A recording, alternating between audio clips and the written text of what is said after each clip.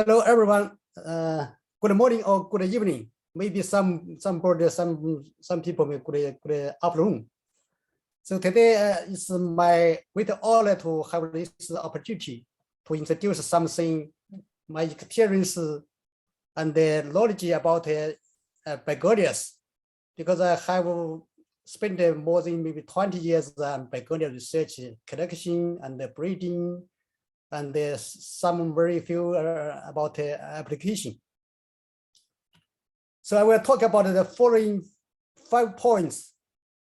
Firstly, I introduce a little bit about diversity of begonia species, and then I show you how to exploring wild begonia in the world, because I have spent this maybe about 100 times to search begonia in the world. And then how tell you how to introduce the begonias, to conserve begonias. And then finally, I introduce about a little bit about common diseases and the pests. So for begonias, only has 2 genus. One genus is Hillebrandia, only one species in Hawaii, USA. USA only has this species. The other species all included in the begonia, this genus. Now there's already more than 2,100 species accepted names. I think in the future we will have about 3,000 species. How about China? We already have 260 species, but in the future I think we have close to the 350 species, including the natural hybrids. So begonia, firstly, begonia is the most diverse taxa in the leaf shape, color, and the variegation. I think. Also, I call it begonia is king of ornamental foliage plants. In the recent years, I always call these plants the king of ornamental foliage plants. In presentation, talks, and conference, like the begonias first originated in Africa and then spread to the Asian countries and then America. Now is the Asian country. Asia has the largest number of begonia species, followed by the America. The Africa has the smallest number of species. So for the leaf shape, they're very diverse. That's the most diverse the taxa in the world. So you can see the particular leaf and the entire and the shallow lobed and the deep and then deep, and then we have pseudo the compound leaves and the real compound leaves and the secondary compound leaves. So these are all Chinese species. So for begonia, only in China, we have all type of the leaf shapes. How about other countries, the species, they're very diverse. So if we look at it, these species like ivy leaves, some like palm tree leaves, some like lettuce, some like ferns, some like this leaf like a spoon. So this like a snail. So very diverse. I just show you some pictures. If you have, we have many more like this. Some are different from this. So how about the color and the variegation? So they're very diverse. So this is a species mostly collected by the begonia hunters. So this one is very unique, very beautiful. This one is from China. It's a wild species, but now is protected under Chinese law. So if you collect it, it's illegal. And this species, I don't know which species, maybe is not published law. It's very unique from Thailand. And so the begonia is so beautiful, but how to have a beautiful begonia? I think only 2 ways. One way we go to outside to collect wild plants or species or mutant or some variant. And then for many people, they don't want to go outside to go to mountains. they just raise the new Begonia by the crossing or find some mutant from the seeds. So how to exploring the wild Begonias? Based on my experience, firstly, we must review a lot of literature and specimen, and we must communicate with Begonia researchers, the farms and some hunters. Also, we must make a detailed plan for survey. And we have prepared the tours and packing material for trips or for plants.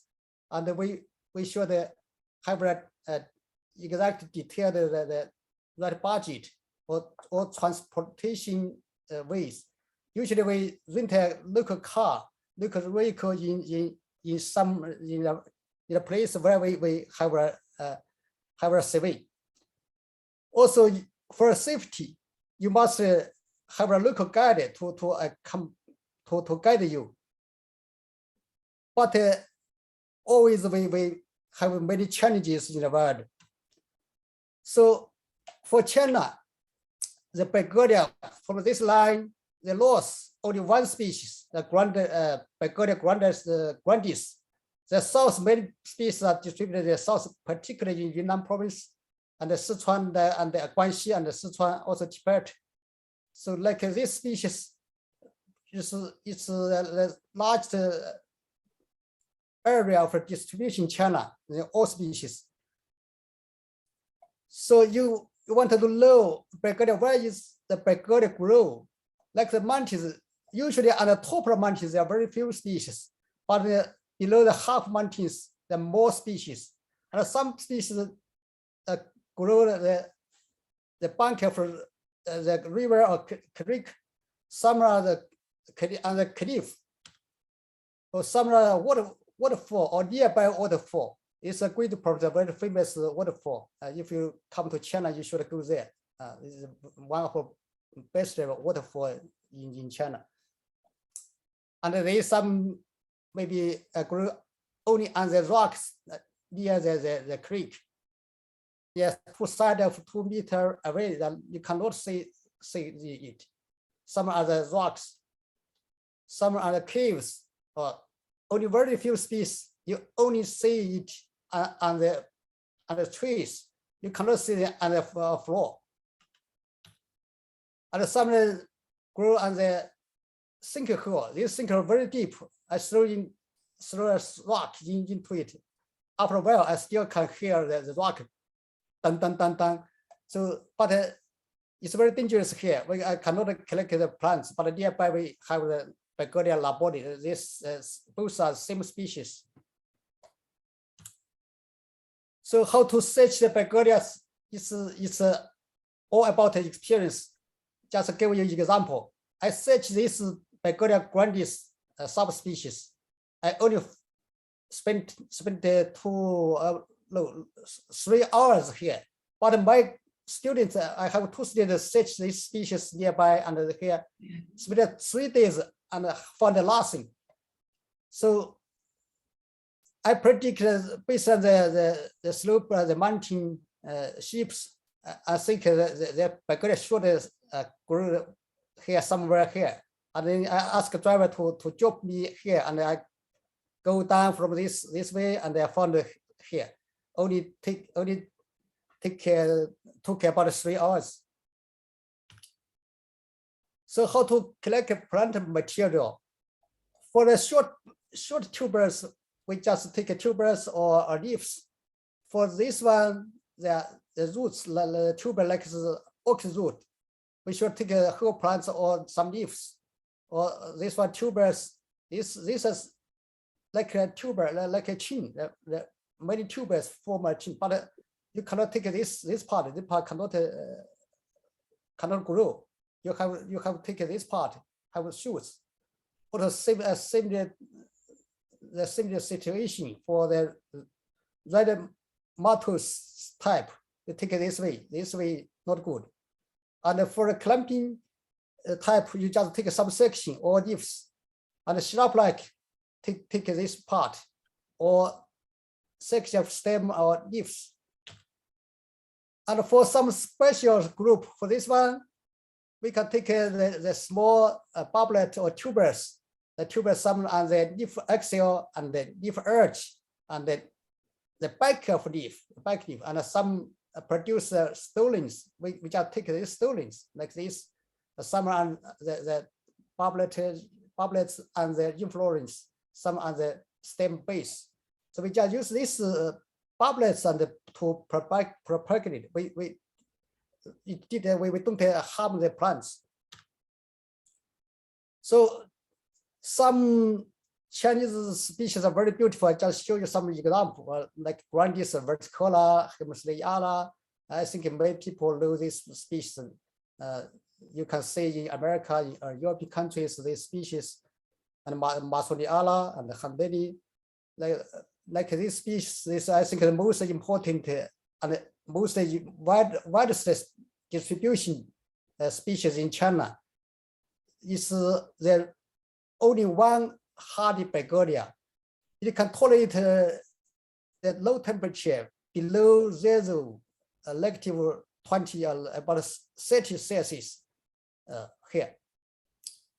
So in Japan, it is naturalized across almost the whole Japan, excluding the North Japan. So this is this species naturalized, very beautiful. And then I found one population, very unique, it's very stable. The spotted leaves, very stable. So I named it, gave it a name, Fanxing. It means many stars on the leaves. And the various color is very diverse in leaf color and the variegation. My master degree worked on this species and its population diversity and the propagation and the cytology and so on.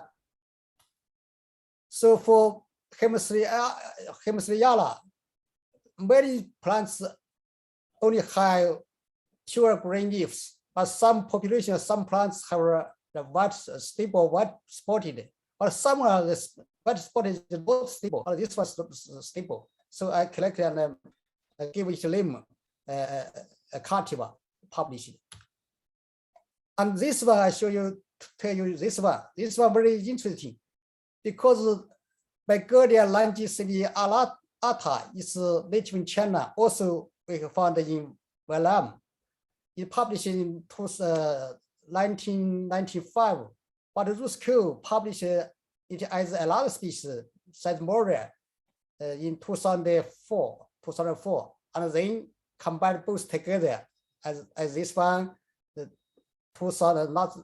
years ago. In 2004, Jack Golding still used this name, langisiliata. Also, this photo I took in 2012 in San Diego, the IBS conference. Also, Masoniala and the variegated handily.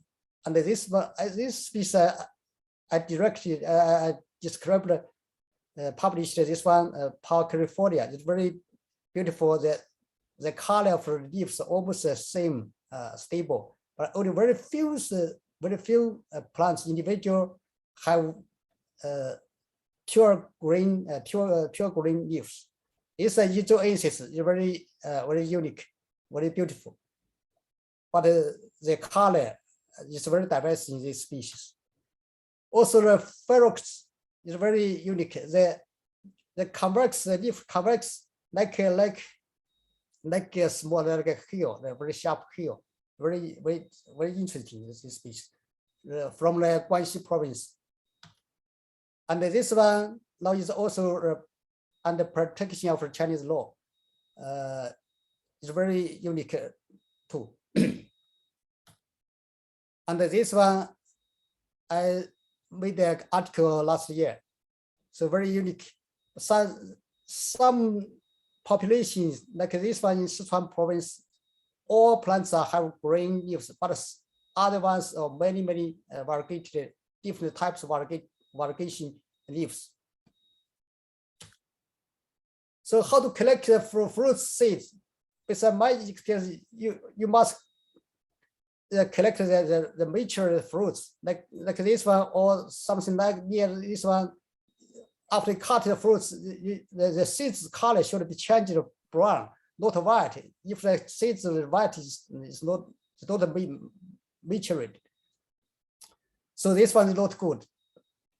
When you take the fruits, you must use a napkin or hydrate some gel to dry it as quick as possible, and correctly label it. And slowly, after take time, take home, slowly the seeds at a low temperature just refrigerate. So if you go to outside to the mountains, you must you should to look for the variegated plants. Example, I give this one the cultivar name. The Yinzhu means cereal pearl. The number is U404 in American Begonia Society. Also, if you check carefully, you can find some variegated plants for hybrid, natural hybrids like this one. You can see the hybrids. Like this one, I got from these two species crossed. This one is parents, so this is the F1 generation.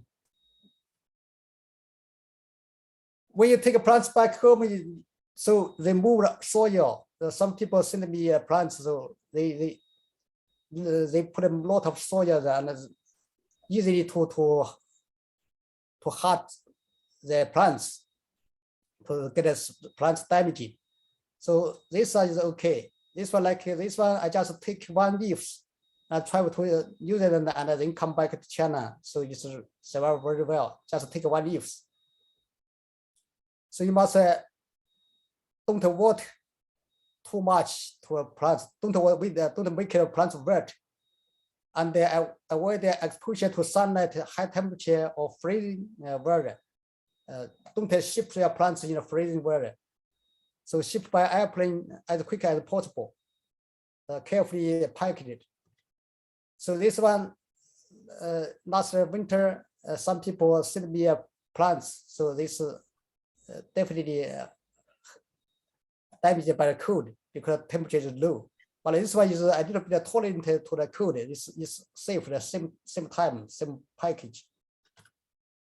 So we have many challenges outside. So in 1997, it's the first time for me to go to have a travel for searching for begonias with many people, other people from America and the UK and Holland. We have about more than 40 peoples. But this day we travel far away. Took about 8 hours to walk, and then almost near the night. But we met the big snowstorm, and the second day we went back. We just leave the sleeping nights and make a too big fire. Also, we in the mountains there are many poisonous insects or snakes and some weeds poisonous. So must be very careful. Also some other insects, leeches. Also, your vehicle or cars maybe have troubles in the muddy places. So how to propagate the begonias?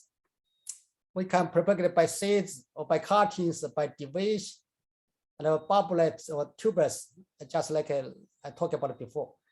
But this is only available for limited species. A tissue culture for almost all species, we can use a tissue culture. Like here, the seeds we can propagate by seeds. But it's too much. Too many seeds. And for sowing, we must use a tiny particle mixture like peat moss and keep the moisture lower. Keep don't sow too many seeds.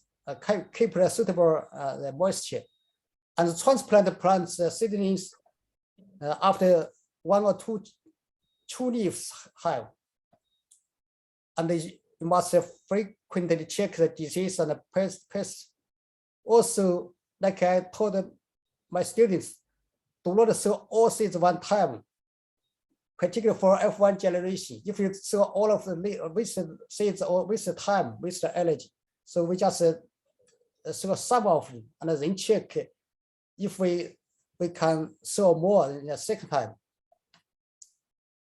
By cuttings, we use whole leaf cutting, also use red leaf cutting and a coin leaf cutting, make it like a coin shape. Also, this part, the petal and some tiny some section of leaf can also be used for cutting. Also, we can use the stem section cutting, use micro leaf cutting. Cut the leaves like your fingertip size. This might show you the what is micro cuttings. So this some indigenous species we can cut many sections for one leaf. So you don't to take a whole plant, just use some leaves. Even in the wild. So you must to transplant as soon as possible. Like this the figures, the plants we cut in the water and it grow very fast and then the growth draw back.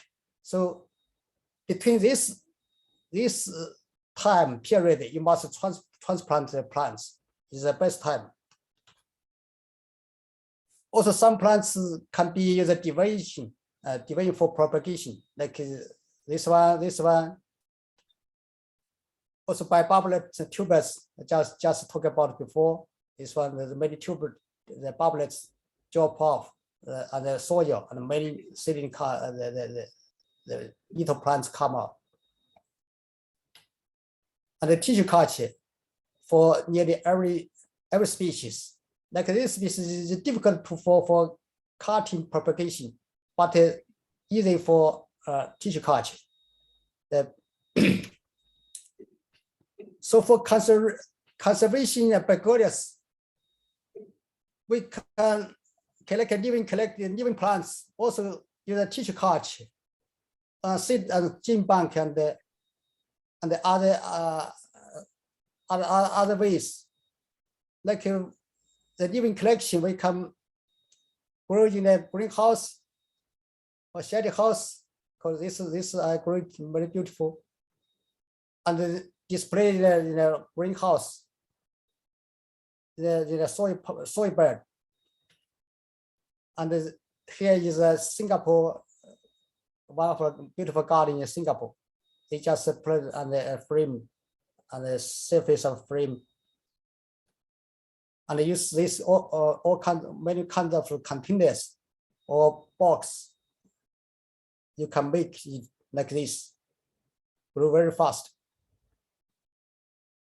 But you must to check frequently on the diseases. Like this one, powdery mildew for Chinese species, about nearly 20% have this problem. Some species like Begonia vesicola, it's very difficult to control the powdery mildew. Like this one also is very, very difficult.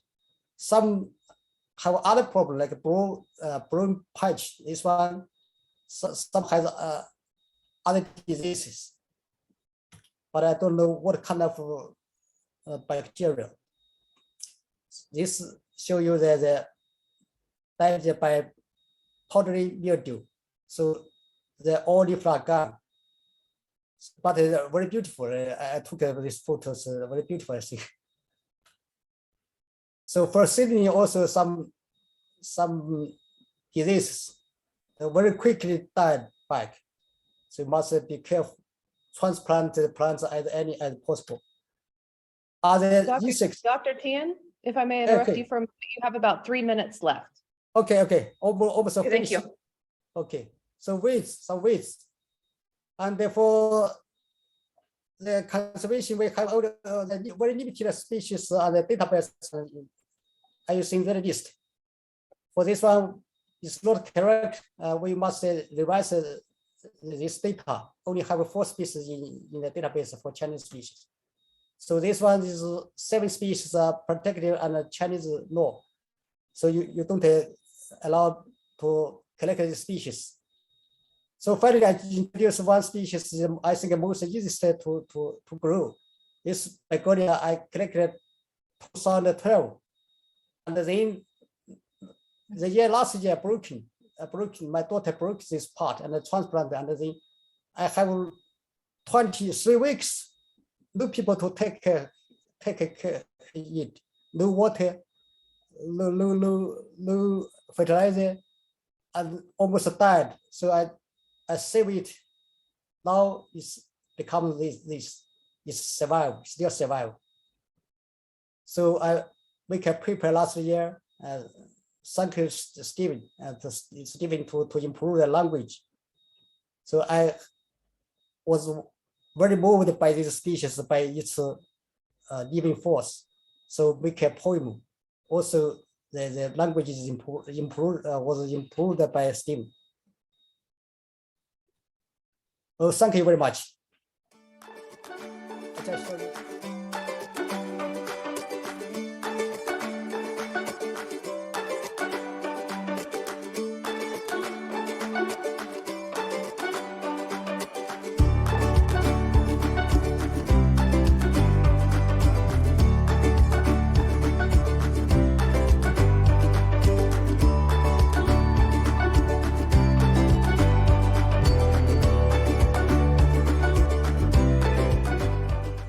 Good morning, good afternoon, ladies and gentlemen. Here I would like to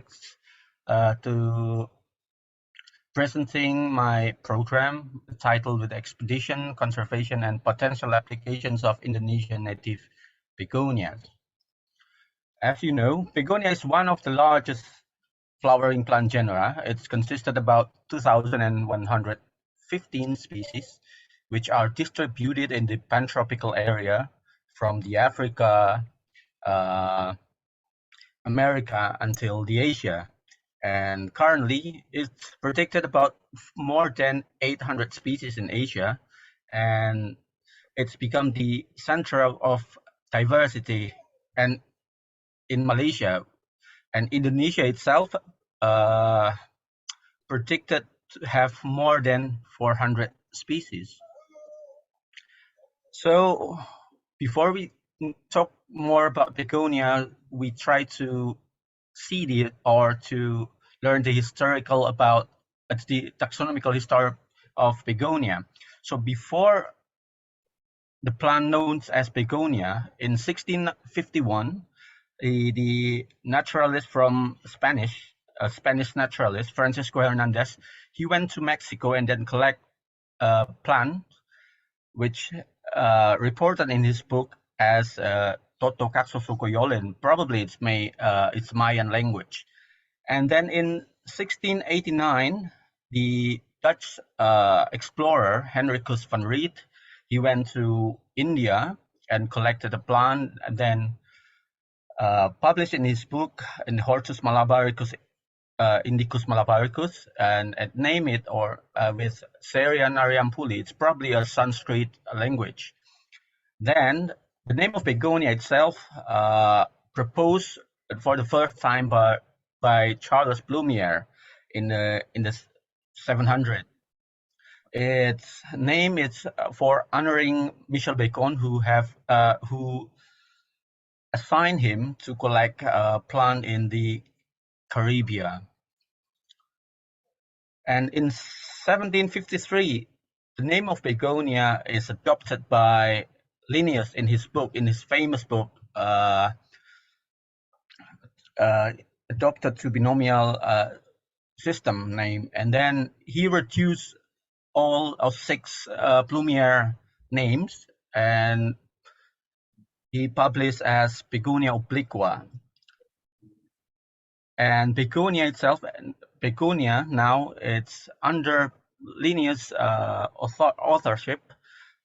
Why not Plumier? Because the Plumier, he used the polynomial names, and because we are using Linnaeus as basic taxonomical work, or yeah, and then so the pre-Linnaean work names is not valid, so we use under all after Linnaeus times. So this is Begonia. What is Begonia? Mostly, or most of the member of Begonia are herbaceous plants with simple or permanently compound leaves, mostly asymmetrical leaves, and it has stipule with unisexual flower. It means the sex of the flower are separated into male and female flowers, and the inferior ovary and the perianth called as tepals, because we cannot differentiate it whether it's tepal or sepals. Mostly Begonia are used for ornamental plant because it has very varied leaf shapes and colorations, such as in here. This is the Sulawesi endemic species, Begonia mendiumi. It has a very beautiful color and very vary between individual, even in one population. Some of the species is used for tea and condiment. Some of the species is used for traditional medicines, like this ones. The local call it benalu batu, and it is a new species which is described in 2019, which is called Begonia medicinalis, because it has used by the locals for treating some disease, and by the local university, it's identified has 2 potential compound that can be used for cancer treatment, and others can be used as vegetable, like here in Begonia comestibilis, is endemic Sulawesi endemic species. The local use the leaves for prawn or chicken's dish for giving sour taste. So where can we find Begonia? Begonia mostly found or grow in a humid area, or in the humid area and shade, like in the limestone waterfall, like in the picture, which is shown in the pictures, or in the limestone karst hill, and the species that are grown in this type of habitats has a very high level of local endemicity. In Sumatra and Sulawesi itself, 20% from the total species are local endemic to this kind of habitat, this type of habitat. So it cannot be found elsewhere except in the limestone karst habitat. This is some of Begonia which grow in the river bank, and the expeditions. So I have been explore many times in Sulawesi, and in this picture shows that I have to cross the river without any equipment, and unfortunately I cannot swim, so I have to creeping on the log. And some begonias are quite challenging to collect because they grow in the stalactite of caves, and it can be very unreachable, but we try to collect with some bamboo stakes that we improvise in the field, but unfortunately it's washed away because it's very far and the bamboo is quite heavy. And this is the expedition that I have been carried out for several years in the Sulawesi Islands. It's about more than 90 sites or locations, and more than 600 specimens were collected. However, there are still huge gaps in the islands, especially in some small islands, small karstic island like in Peling and Togian, and also in this big province. This is it's a mountainous area in Gorontalo province, and some of the area here in the West Sulawesi province. So Begonia are classified into sections because it's very diverse, about 2,000 more 2,000 species. So we need some classification to classify it into such smaller group. And currently there are 70 section knowns all over the world. There are about 33 sections from the America, 18 sections from the Africa, 19 sections from the Asia, and in Indonesia itself can be found about 8 sections. The 8 sections that are found in Indonesia are Diploclinium. Diploclinium is very common in the temperate temperate region, such as in China. And in Indonesia, it's very low or very small, probably only 1 or 2 species, and it's in the mountainous area of Papua. And then Bariandra, it's also small groups in Indonesia. This section mostly found in the Philippines and the Platycentrum, the mainland Asia sections. We have some species, few species in Sumatra, and Petermania. This is the most diverse sections in Indonesia, mostly in Borneo, Kalimantan, Sulawesi, and Papua. The next section is Bracte Begonia. This is small sections, about less than 20 species, mostly found only restricted in Sumatra Islands. And Czechia is one of the second largest sections in Indonesia, mostly found in Sumatra. And then the tuberous section, Parvi Begonia, and this is also very small sections, probably only 1 or 2 species found in Indonesia. And the last one is Symbegonia sections. This is the endemic groups of Papua, which is characterized by the tubular tepals. So the female flowers, the tepals are not free. They form like a bell-shaped tubes. And this is the variations of fruits in the sections Platycentrums. It's a very quite this is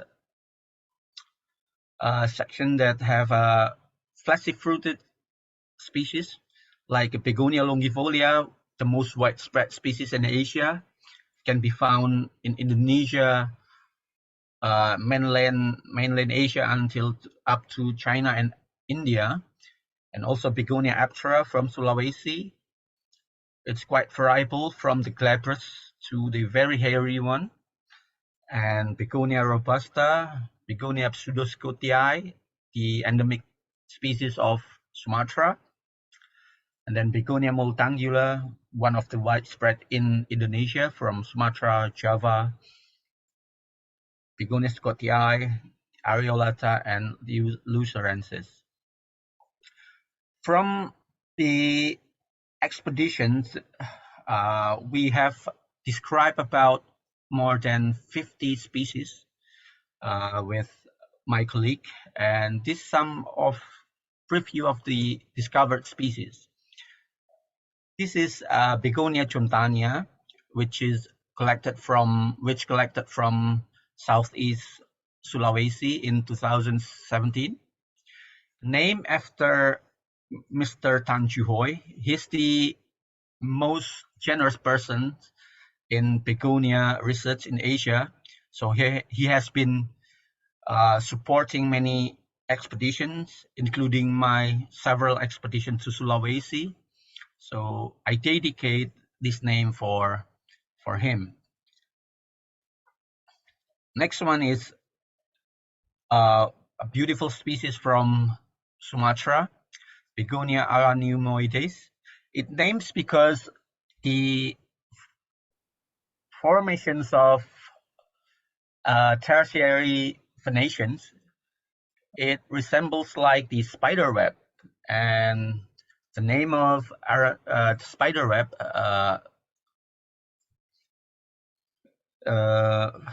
we adapt to Latin, the Latin language, so it called aranemoides. It has very handsome species with lovely silvery primary vein. Next one is Begonia ocellata. This is an endemic species of Sumatra, classified into sections of Bractae begonia. I name it as ocellata because the leaf shapes and the coloration, it resemble like the ocelot stingray. It has a rounded, beautiful leaf with pink dots, and it looks a bit like the stingray fish. So that is why it's called ocellata. And the other beautiful species from Borneo is the dragon shield begonia.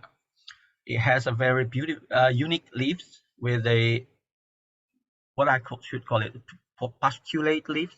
The textures of the leaf, it resembles like the skins of endemic earless monitor dragons from the Borneo. That is why I name it as Tracopelta, which mean as the dragon skin or dragon scale begonia, because the leaf textures looks like the skins of these unique endemic species of Borneo. Next one is one of the beautiful flowering species from Sumatra, Begonia curvifolia, the curved leaf begonia. It has a very beautiful flower with pink flower and compact leaves. It described from the cultivated specimen from the Bogor Botanic Garden, which is collected from West Sumatra. And this is my recently published new species in 2022. It named as Begonia fertile di.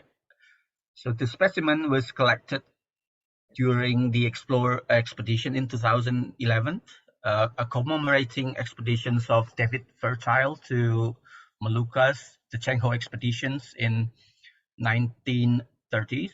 So this is the original specimens that collected by David Fertile from the Kahatola Island, a small island of the from northern Halmahera, the main island of Moluccas.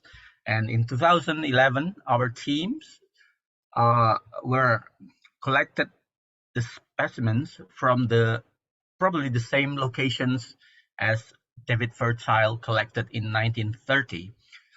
So this we decide to name it for David Fertile from, I think it's from Miami. And this is the new species that I've recently submitted. It's under review, and I call it Begonia batusangiensis. It grows in a very extreme habitat. It's in the upper mountain limestone karst, and it grows directly in the crevices of the limestone hill. And you can see this is my team which collected the begonia for me. The begonias grows in the cliff, and these are the local peoples. They are very great at climbing the mountain without safety gear. And this is the species that I took the picture from its natural habitat. So it grows directly in the exposed cliff. So it prefers to grow under the direct sunlight.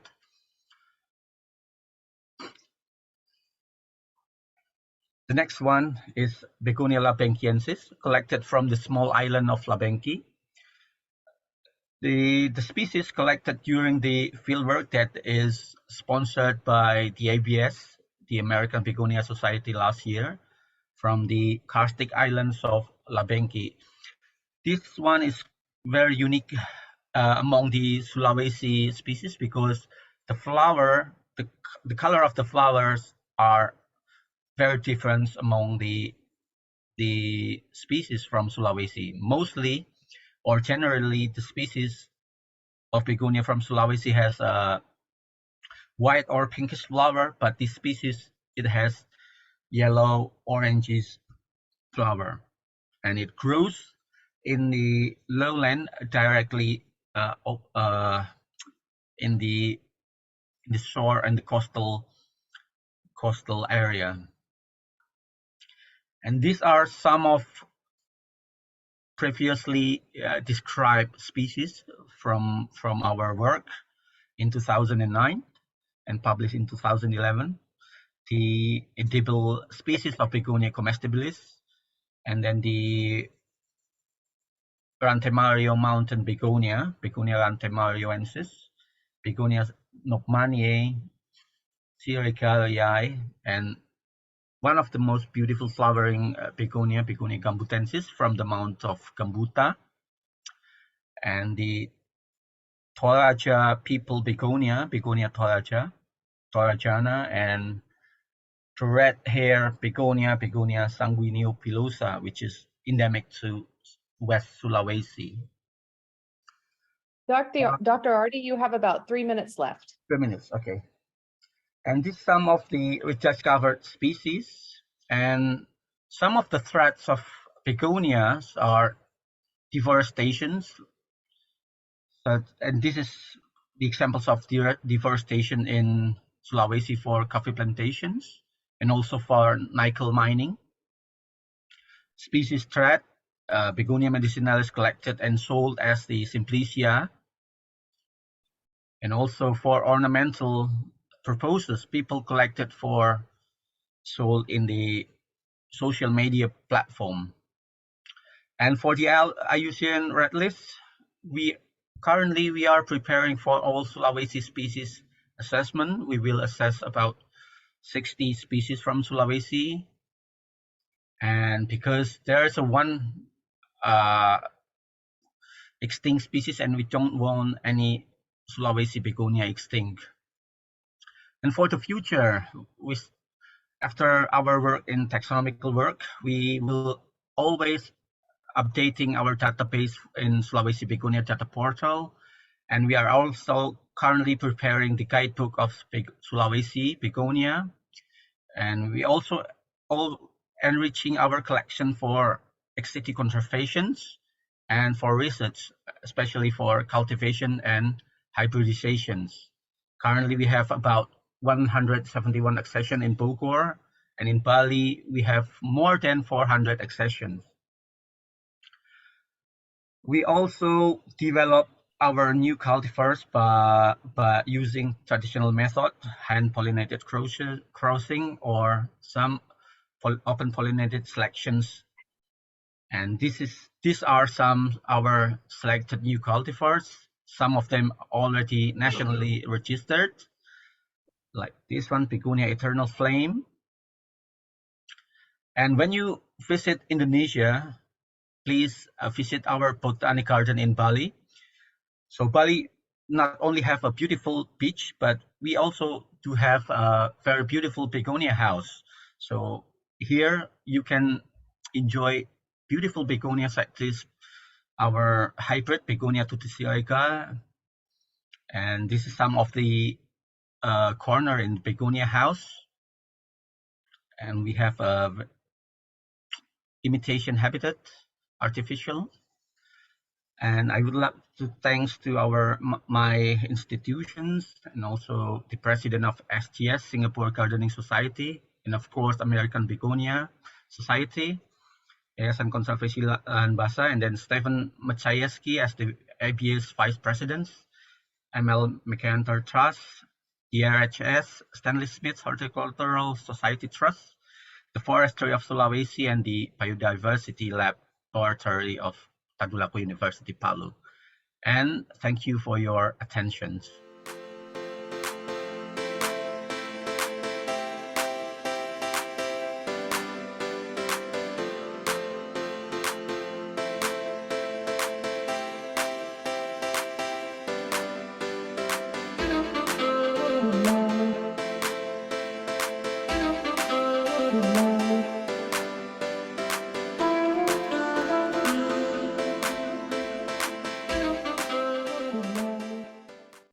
I just want to give you a short update about the history of Benari. Benari is a breeder company in Germany, and Benari is a producer of flower seeds worldwide for professional growers. Benari was founded in 1843 and is now 180 years old. Here on the left side, you can see the first flower catalog from Benari from 1845. Benari introduced the first hybrid begonia in 1909. Here on the left side, you can see an old picture, and this first hybrid begonia had the name Prima Donna. In 1972, Benari bred the first hybrid tuberous begonia from seed, and today Benari is worldwide leading in begonia. So in the next slide, you can see our 4 breeding locations. So we have 2 locations in Europe. The headquarters is in Germany, in the town Hanmünden. And this is the place where the begonia breeding takes place. So we are here in Germany. And in the Netherlands, we have a breeding location in Venhuizen. And we have a breeding location in California, in Watsonville. And this is quite new that we have a breeding location also in China.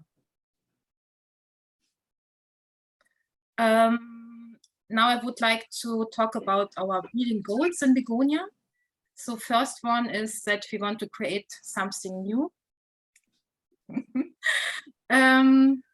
Another aim is producibility. That also means that we, for example, have enough enough seeds. Very good germination is important. We want to have excellent uniformity in growth, in flower size, and in flower color. Important is high uniformity in packs at point of sale, long flowering window, good flower quality, heat tolerance, and cold tolerance. And also we want to have resistance against with diseases like botrytis and powdery mildew. And here you can see a picture from a young plant producer in the Netherlands. And here you can imagine how important it is to have a very high uniformity for the producer, but also for the customer. And what you can see here that are Begonia semperflorens. Yeah. I want to talk a little bit about our breeding work. So what we are doing in Begonia, or the breeding method we use, that is hybrid breeding. So at first the breeder has a crossing plan, or provide a crossing plan to the team. And the technician, they are doing all the crosses. So that starts with collecting of pollen, what you can see here.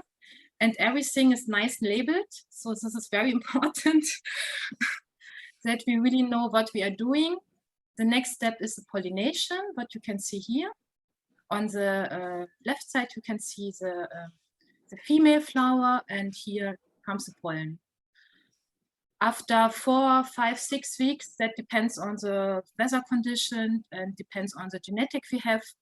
You can have, also we can have us harvest the first seeds, that is here. And also you can see here on the plants that here are a lot of crosses, different crosses, and everything is labeled. Seed cleaning is also done by hand. And you know that begonia seeds are very, very small, but you can see here, so it's also not so easy to clean it. And then the next step, that's the sowing. So here starts the breeder work, that we check the germination, for example. And the breeder work goes further with the evaluation work. So we have different evaluations at field, for example, to screen our hybrids. This is here in Germany. But you can see here are begonias, and here are begonias, and in the back are also begonias. And in the greenhouse, for example, we also make line development. So we select plant material to improve our lines and to improve our hybrids. We do evaluations at different breeding locations and different to test our material under different growing and climate conditions. So locations are in Germany, USA, and China. And here are pictures from different growing and climate locations in the USA. So we make tests under humid continental climate conditions in Michigan, for example, in Georgia, where it is quite hot and humid. We make tests, and also in California, we test our material under the Mediterranean climate. Now I would like to give you an overview about our begonia assortment, which is quite big. First one, what we are breeding for interspecific begonias with a big series and the big deluxe whopper series, and the new is the Stonehenge series. We also breed in fibrous begonias and Begonia semperflorens. Another important begonia is the Begonia elatio, that is the series Solenia. This is a vegetative series, also not from seeds. And we are also very famous for our tuberous begonias with different series.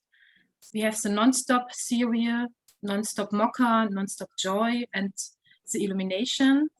Non-stop joy is the semi-trailing begonia for basket, and illumination is the trailing series also for basket. And I would now like to talk, or to go more into detail. I would now like to talk a little bit about our interspecific begonias, that are the big deluxe and Stonehenge. The big begonias are the flagship product of Benari. Big begonias are a leading landscape product around the world and offer an unrivaled performance under any conditions. Bigs are vigorous and well-branched. They show extraordinary flower power, and they are rain and heat tolerant. We have in the big series the green leaf series, which is available in 5 colors. And we have a bronze leaf series, which is available in 4 colors, what you can see here. And we also have a white color. This is quite new.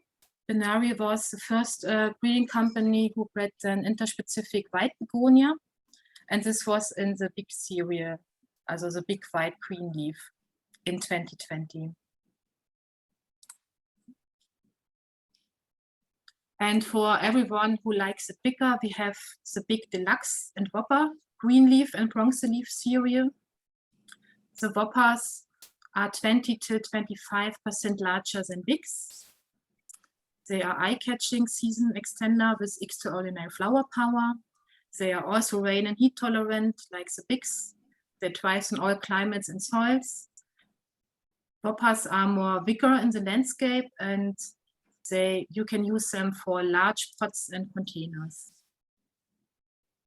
And here in this slide, you can see big and big deluxe in comparison.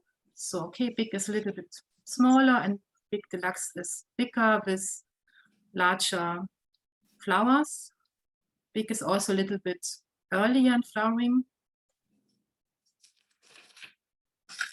And here are some pictures how you can use bigs and big deluxe. You can use them for flower borders. This is a picture from China. I think this is from Shanghai. And here we have the bigs used as bedding plants in the landscape. Also, bigs perform very good in premium pots and in containers. And I would now like to come to a very new series. That's the Stonehenge bronze leaf. The Stonehenge bronze leaf is the first interspecific multiflora begonia. It has an extraordinary branching, what you also can see here, with really a lot of flowers. Very nice is a bronze leaf, which gives a nice contrast between the bronze leaf and the flower color. The flower color is present in light pink bronze leaf and in rose bronze leaf. Stonehenge has a round plant habit, is heat tolerant, and it is in flower, it is similar to the bigs. And you can use them, of course, in landscape. It is really nice in landscape, but also performs very good in large containers. And now I would like to, finish, and my colleague will present the next slides. All right. So on the next slides, I will present the tuberous begonia and Begonia himalis.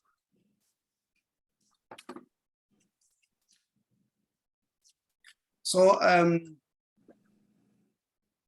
we have the famous Begonia himalis, Begonia elatio, also known as Reiger begonia, the series Solenia.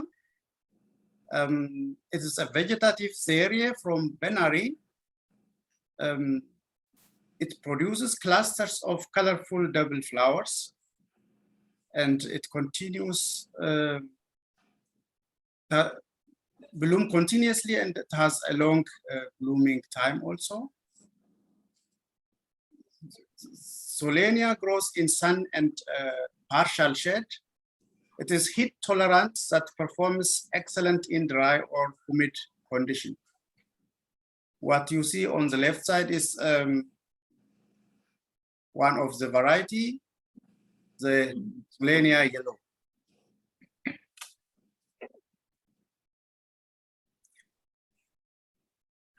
Solenias can be used for premium baskets, as you see here on this slide on the left side. It can also be used in mixed containers. So it's a versatile product. Solenias can also be used for window boxes, and they can also be used as baskets.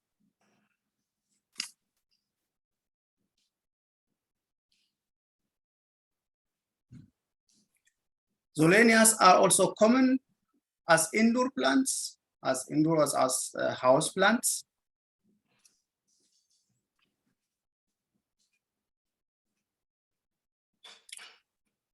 And Solanias can also be used for bedding plants and flower borders in a landscape.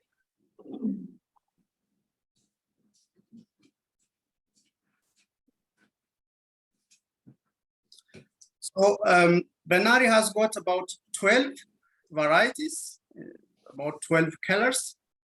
And in the USA, cuttings are available from Beckenkamp plants or from Dumen orange. We do have varieties with colors ranging from yellow to apricot to cherry.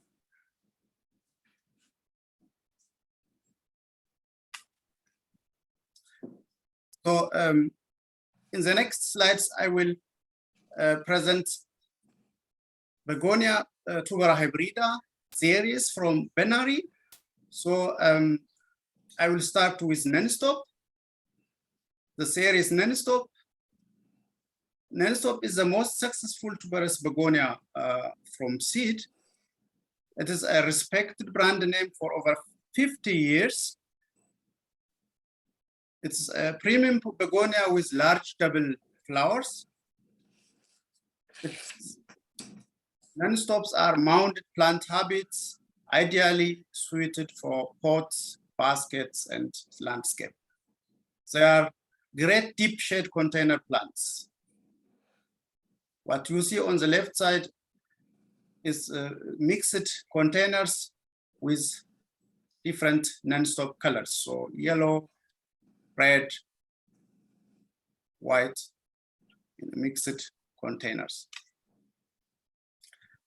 Benari has got non-stop in 13 colors. So apricot, white, gold, yellow, fire, pink. So every color is available to get from Benari. So the next one is the non-stop mocha. It is a unique dark-leaved tuberous begonia. It is ideally suited for pots and baskets, excellent outdoor performance. And this series, the non-stop mocha, is available in 9 colors. What you see on the left side is a mocha mix, non-stop mocha mix with white, red, yellow, rose, and orange colors.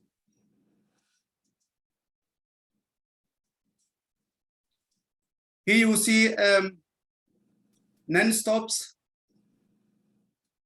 non-stop mocha cherry on the left side as a landscape in front of a building in Berlin. And on the right side, non-stop mocha red as a bedding plant.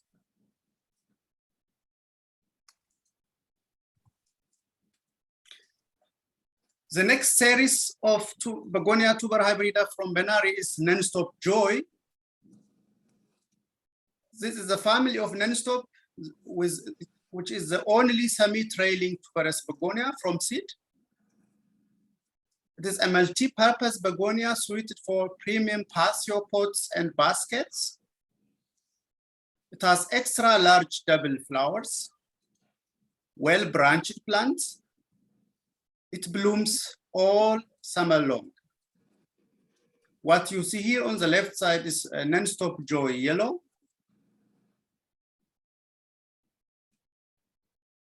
So the non-stop joy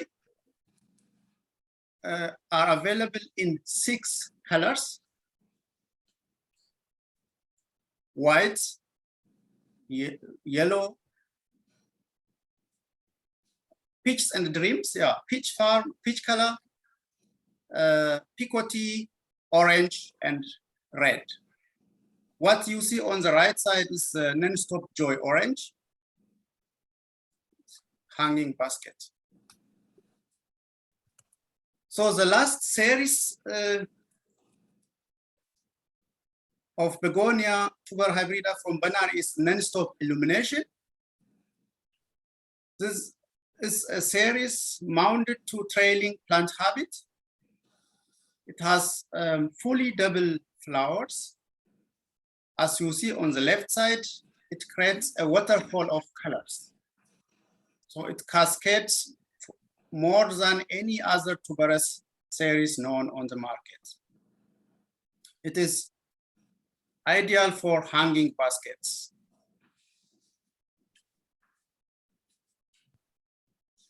And illumination is available in 8 colors, from white, yellow, apricot shades, golden picoty, rose, orange. And on the left side, you see illumination apricot shades with flower cascades. So the other product from Benari is Begonia bolivensis. I'm sorry to interrupt. You have 2 minutes left. Okay, so but they are not included in this presentation. So, but we do have also products from Begonia bolivensis. So, thank you for your attention.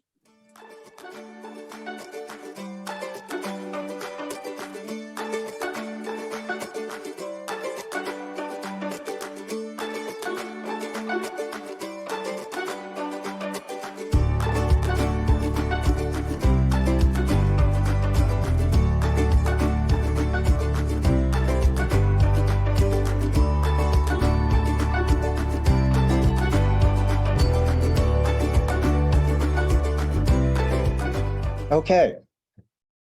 I would like to introduce you to the Begonia collection at the Fort Worth Botanic Gardens. The Fort Worth Botanic Gardens was established in 1932. It's the oldest major botanical garden in Texas and has 110 acres. The Species Bank at Fort Worth Botanic Gardens has the largest collection of begonias in North America.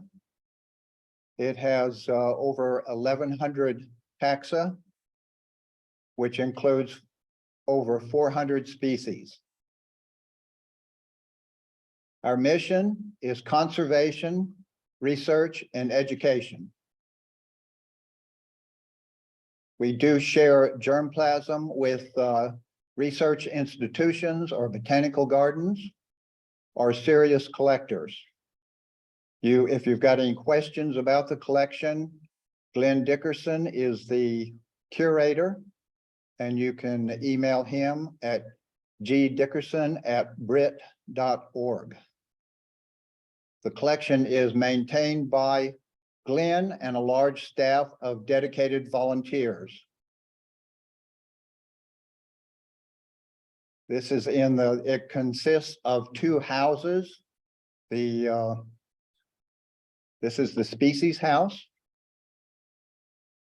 which is a glass greenhouse.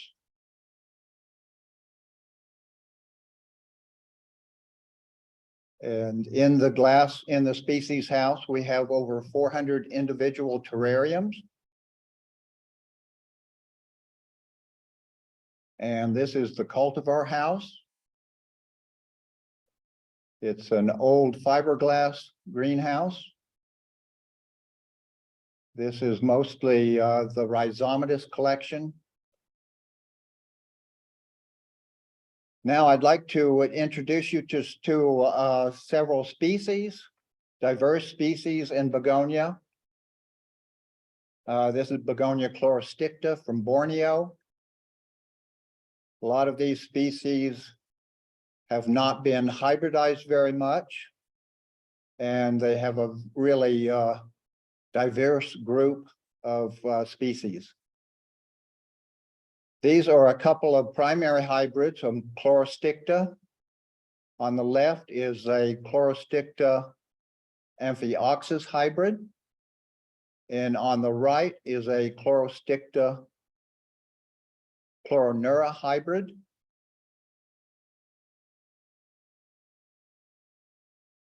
This is a plant that was once known as Chlorosticta green. As the two plants were compared, they found that this one is no longer is different from Chlorosticta, and it goes back to its U number, U038. But it's an outstanding shrub type begonia from Borneo. The blue iridescence, there are lots of species of begonia with blue iridescence that could be used in hybridizing. Metallic color on the left and Capus huluensis on the right are two with outstanding bluish iridescence. Here's Begonia Kwai from Borneo.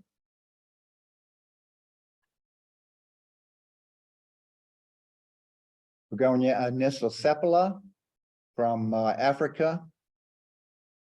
In Africa on the west coast, near the equator, there are lots of begonia species. This one has a bronze leaf with white flowers and pink markings and maroon fruit, very ornamental. Wagneri from Madagascar, called the grass begonia.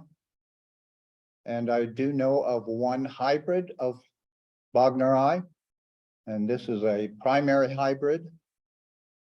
I've seen it in Australia. I do not know who hybridized it or the parents, the other parent. This is Begonia dredgei from South Africa. This is a semi-tuberous begonia, has the thick caudex, often used as a bonsai subject. It was also used in hybridizing the tuber hybrid of begonias, bringing the white color to the group. Here is Laelii, a species from Madagascar with a real unique leaf margin.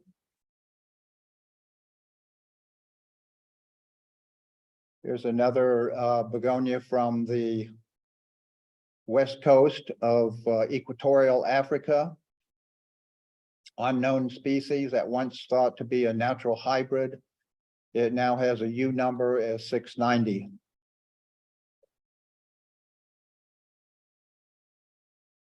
This is Begonia boweri nigrimarga. It's nigrimarga is a miniature form of the species from Mexico. This has been used a lot in hybridizing the miniature begonias, miniature rhizomatous begonias. Here's another miniature begonia from Africa, the yellow flowers, the small green leaves that also could be used to hybridize some miniature begonias.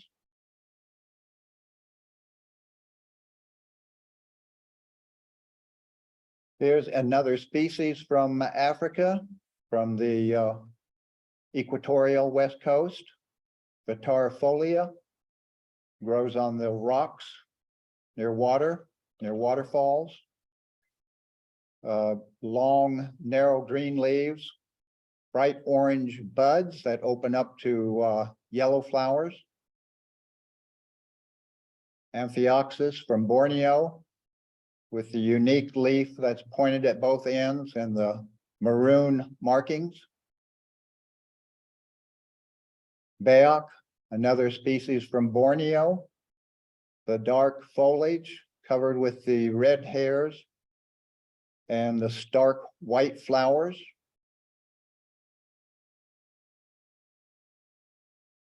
This is an interesting species from Asia. On the back of the leaf, the veins are covered with these tiny little red hairs. It's a very interesting texture.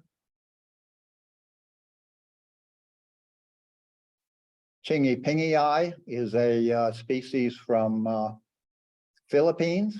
Rhizomatous, a very unique leaf, large leathery leaf with beautiful markings.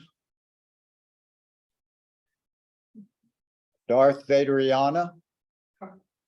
When I first saw this begonia, I thought someone was pulling my leg. And but it does exist. It is a very difficult. We grow it in a terrarium, likes high humidity, likes air movement, and it's very particular about the temperatures. But if you could just extract the difficult to grow gene from it, it would be a great plant for hybridizing. Montaniformis, beautiful begonia from North Vietnam, has the dark bulla on it with the silver veins. Interesting tuberous begonia from Thailand. Looks like a fern, Peridiformis. This has been in cultivation for a long time. Begonia Raja from Malaysia, said to be one of the most beautiful foliage plants.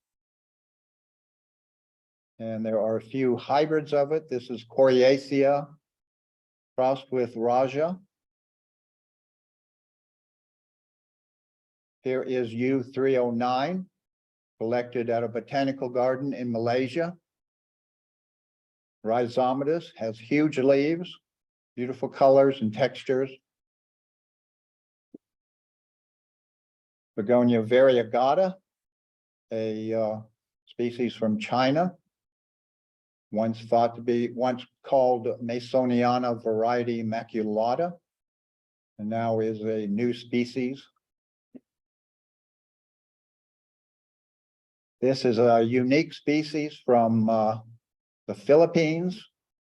It grows on the rocks on the coast, has a thick stem, and it tolerates the salt spray.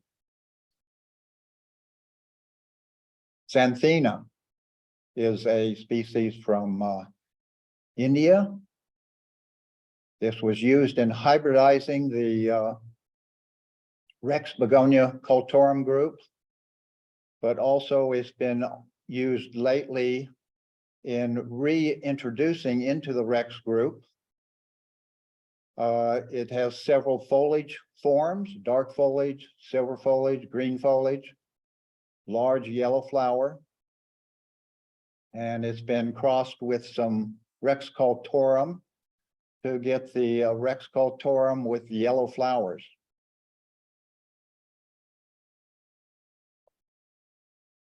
Acetosa, a rhizomatous species from Brazil, has the bright red velvety texture on the back of the leaf.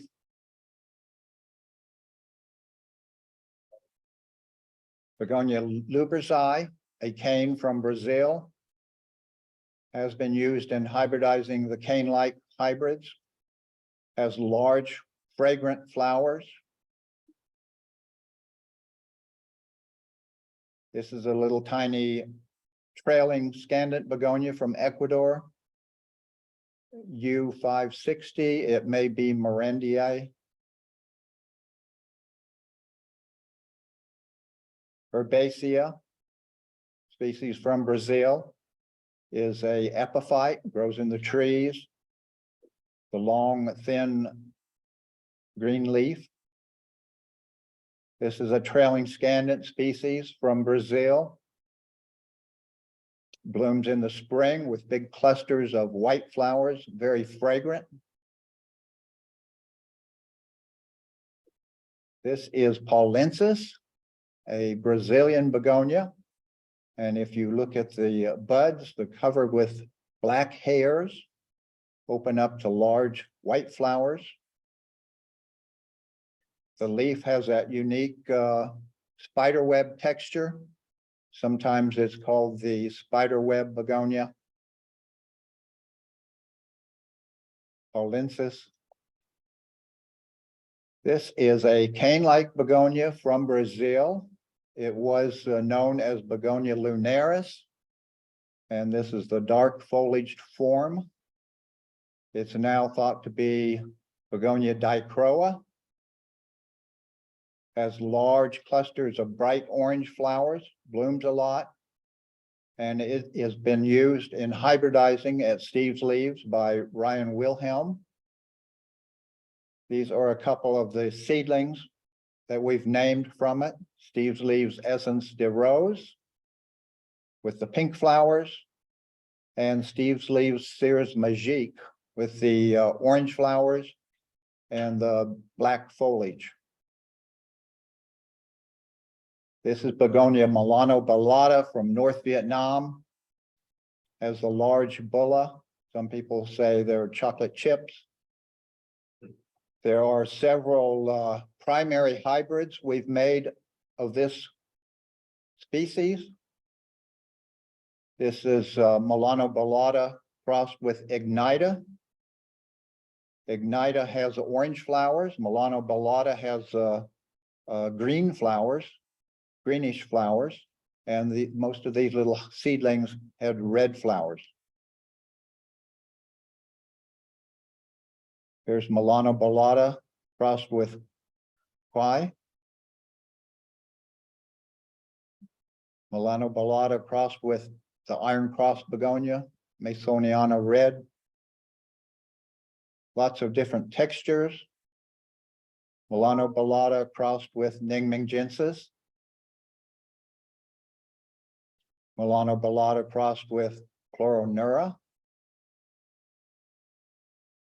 This has been named Steve's Leaves Green Lightning. This is Soli mutata, a species from Brazil. It has a very striking texture and color, has been used somewhat in hybridizing, and it tends to lend this texture and color to its hybrids. Begonia imperialis from Mexico. There are several forms, a silver stripe form and the black form, which is black or green, depending on the growing conditions. This is a very beautiful species from Costa Rica, Parel Bay. Beautiful texture and colors, rhizomatous. There are lots of new species coming in from Borneo. It's a real hot spot in new species. On the left is 688, and on the right is 679. But lots of coloration. These are shrub type begonias. Here are a couple of new species from Vietnam. 693 on the left and 697 on the right. Here are a couple of unidentified species from, well, on the left is Sumatran species, and on the right is a species from New Guinea. Now let's look at what we've done in the past with hybridizing of begonias. These are a couple of the Andean species. On the left, Boliviensis, and on the right, Hircii. These were used in hybridizing the tuber hybrid of begonias. So they've gone from these single flowered begonias, starting in Europe in the 1870s and still breeding now. The tuberous begonias, the huge tuber hybridas, and the multiflora tuberous begonias. In the Rex group, started with Begonia Rex on the left, and another one used in the hybridizing of the Rex cultorum group is Robusta. And you probably know how many different Rex begonias there are, lots of colors. Here are a couple of them.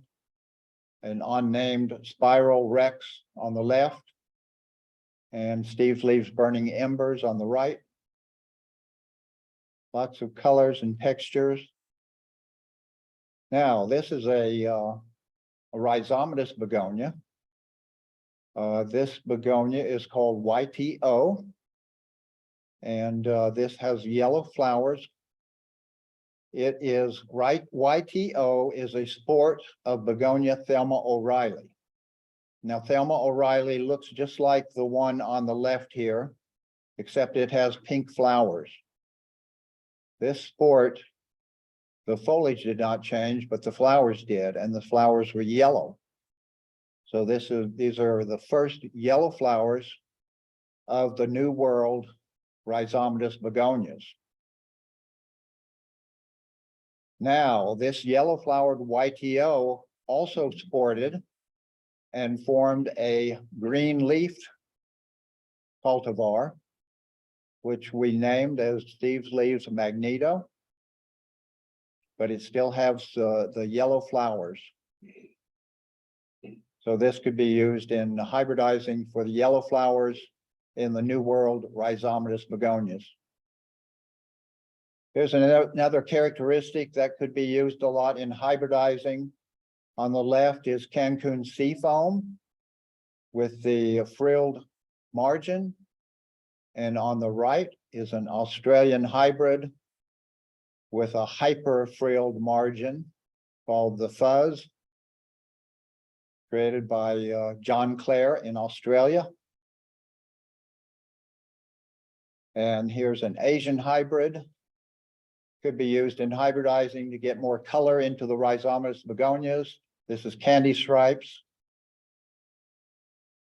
And to wrap it up in the 8 horticultural groups, cane begonias, there's some breeding, but still you could bring in the yellow flowers of the cane-like hybrids. The shrub type begonias have not been bred much. More color in the leaves and flowers. Thick stems, more color in the leaves and flowers. Semperflorens, let's get yellow and orange in the flowers. Rhizomatous, lots to be done in that. And Rex cultorum, can be done in that. There needs to be a lot more done in the trailing scandent group. Thank you.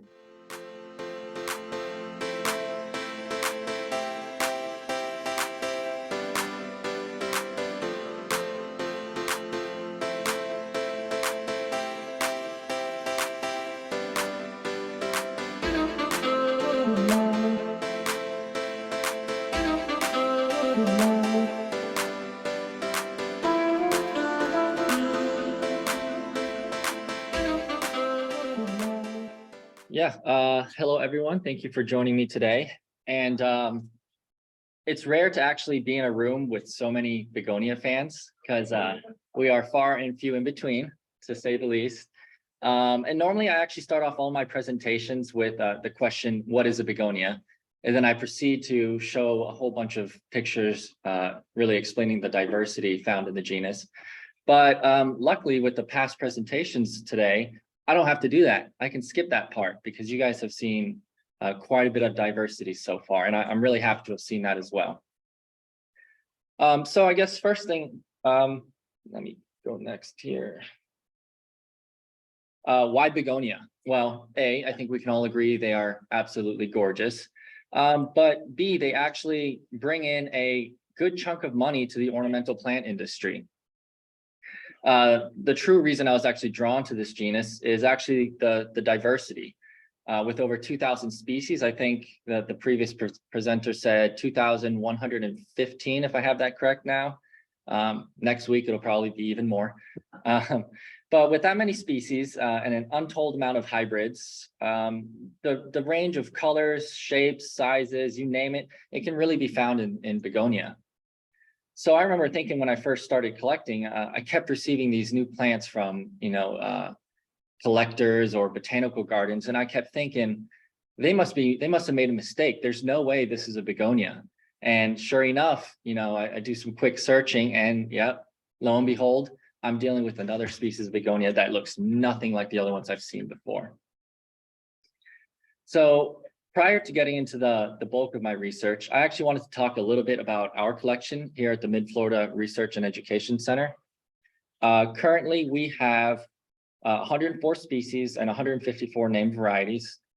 And, you know, compared to some of the talks we've had before, this is a very small collection. I think Don over there, his collection is over 4 times larger than ours now, but we're getting there little by little, the more the merrier here. One of the actual objectives of my research is to estimate the genome sizes of as many of these species as I can.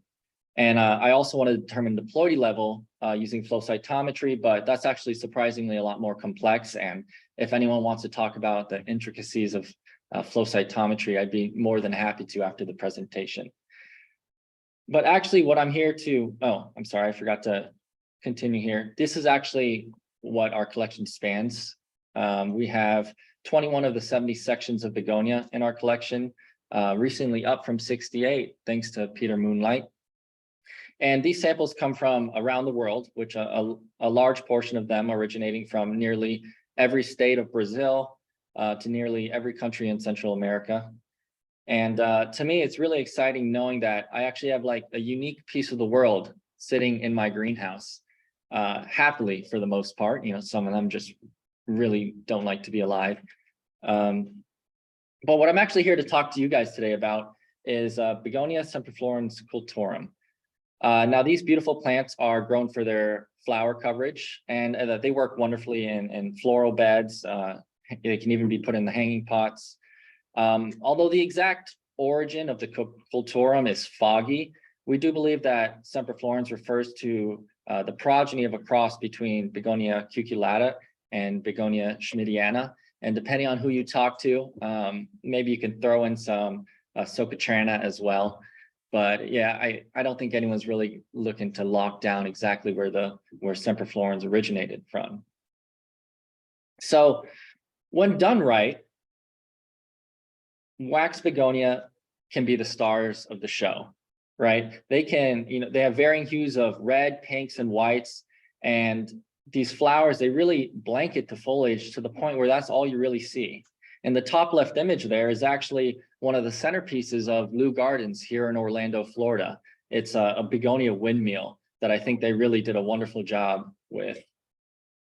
So I can't show you just the good, because if I did that, I would pretty much be out of a job, I would say, if there weren't bad begonias as well. So that's what I'm going to show you guys here. These are situations where these begonia have been put in the ground and they have underperformed. And one of my hobbies nowadays is actually driving around Orlando. Anytime I visit a botanical garden, or even when I go to the theme parks, I can spot these begonia and I just take pictures of them. My fiance is starting to get annoyed with it, but hey, that's what you get when you're going to marry a plant guy.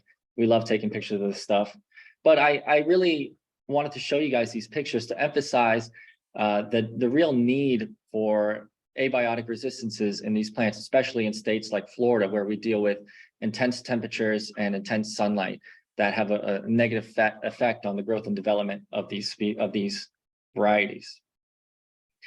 So it's time to, well, I first want to talk about the issues that we're facing here. Florida has a very limited growing season for wax begonia. In fact, just last week, I saw a beautiful flower bed filled with wax begonia, and they've already been replaced this week. So typically you start seeing them in late fall, early winter, and they continue in the ground up until about this point. Usually I like to see them a little later into March, but that's a very limited window to have these in the ground before they're replaced. So the intense heat and light are really detrimental to the growth and development of these plants. And as we all know, it's going to continue to get hotter. Certain studies here have the global temperatures increasing between 1.8 and 4 degrees Celsius in the next 80 years. I mean, I might not be around by then, but you know, it's still an important thing to focus on here. So we went to this project with certain goals. The bulk of my research is focused on abiotic stress response in begonia. And our goals were essentially to identify what does that stress response look like And are there changes that we can observe in these plants? And perhaps are there traits that we can use to enhance that abiotic stress tolerance? And these are the driving questions behind my research as a PhD student here at the Mid-Florida Research and Education Center. So I wanted to give a little bit of background on the experimental design that we went with. The idea here was to be as applicable to the real world as possible. So we came up with 2 treatment groups, one being the control, which we call our shaded group, and then the other being the experimental or the stress group, which we call our non-shaded. And that group is really exposed to direct sunlight and full heat right in peak summertime here in Orlando. And those temperatures can get up to above 95 degrees Fahrenheit. So it's pretty tough for the plants out there. And unlike us in summer, we can just go inside to our air conditioning and be happy. Plants are stuck with this. They have to learn to adapt to this temperature, these abiotic stresses. So this study went on for 41 days. And like I said, during peak summertime, and we controlled for all other variables, only leaving the light intensity and the temperature. And we use 4 different genotypes, which are pictured here. We use FB 08059, which is our purportedly heat tolerant variety. Right next to it, you have cocktail vodka, which is an albeit older variety on the market. And then you have OPGC 5104, which is our purportedly green leaf variety that is heat tolerant. And then, of course, one of the most famous begonia varieties, Sprint White, green foliage, white flowers, truly beautiful plant there.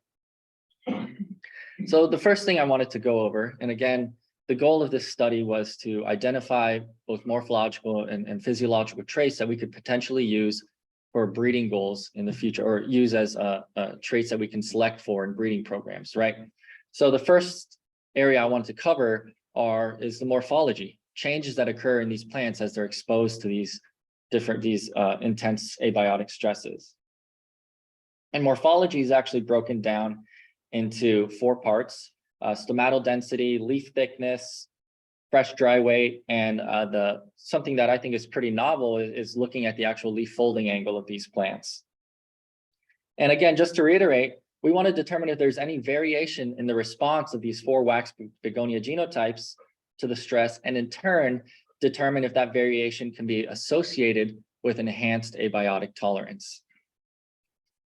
So first up, we have stomatal density.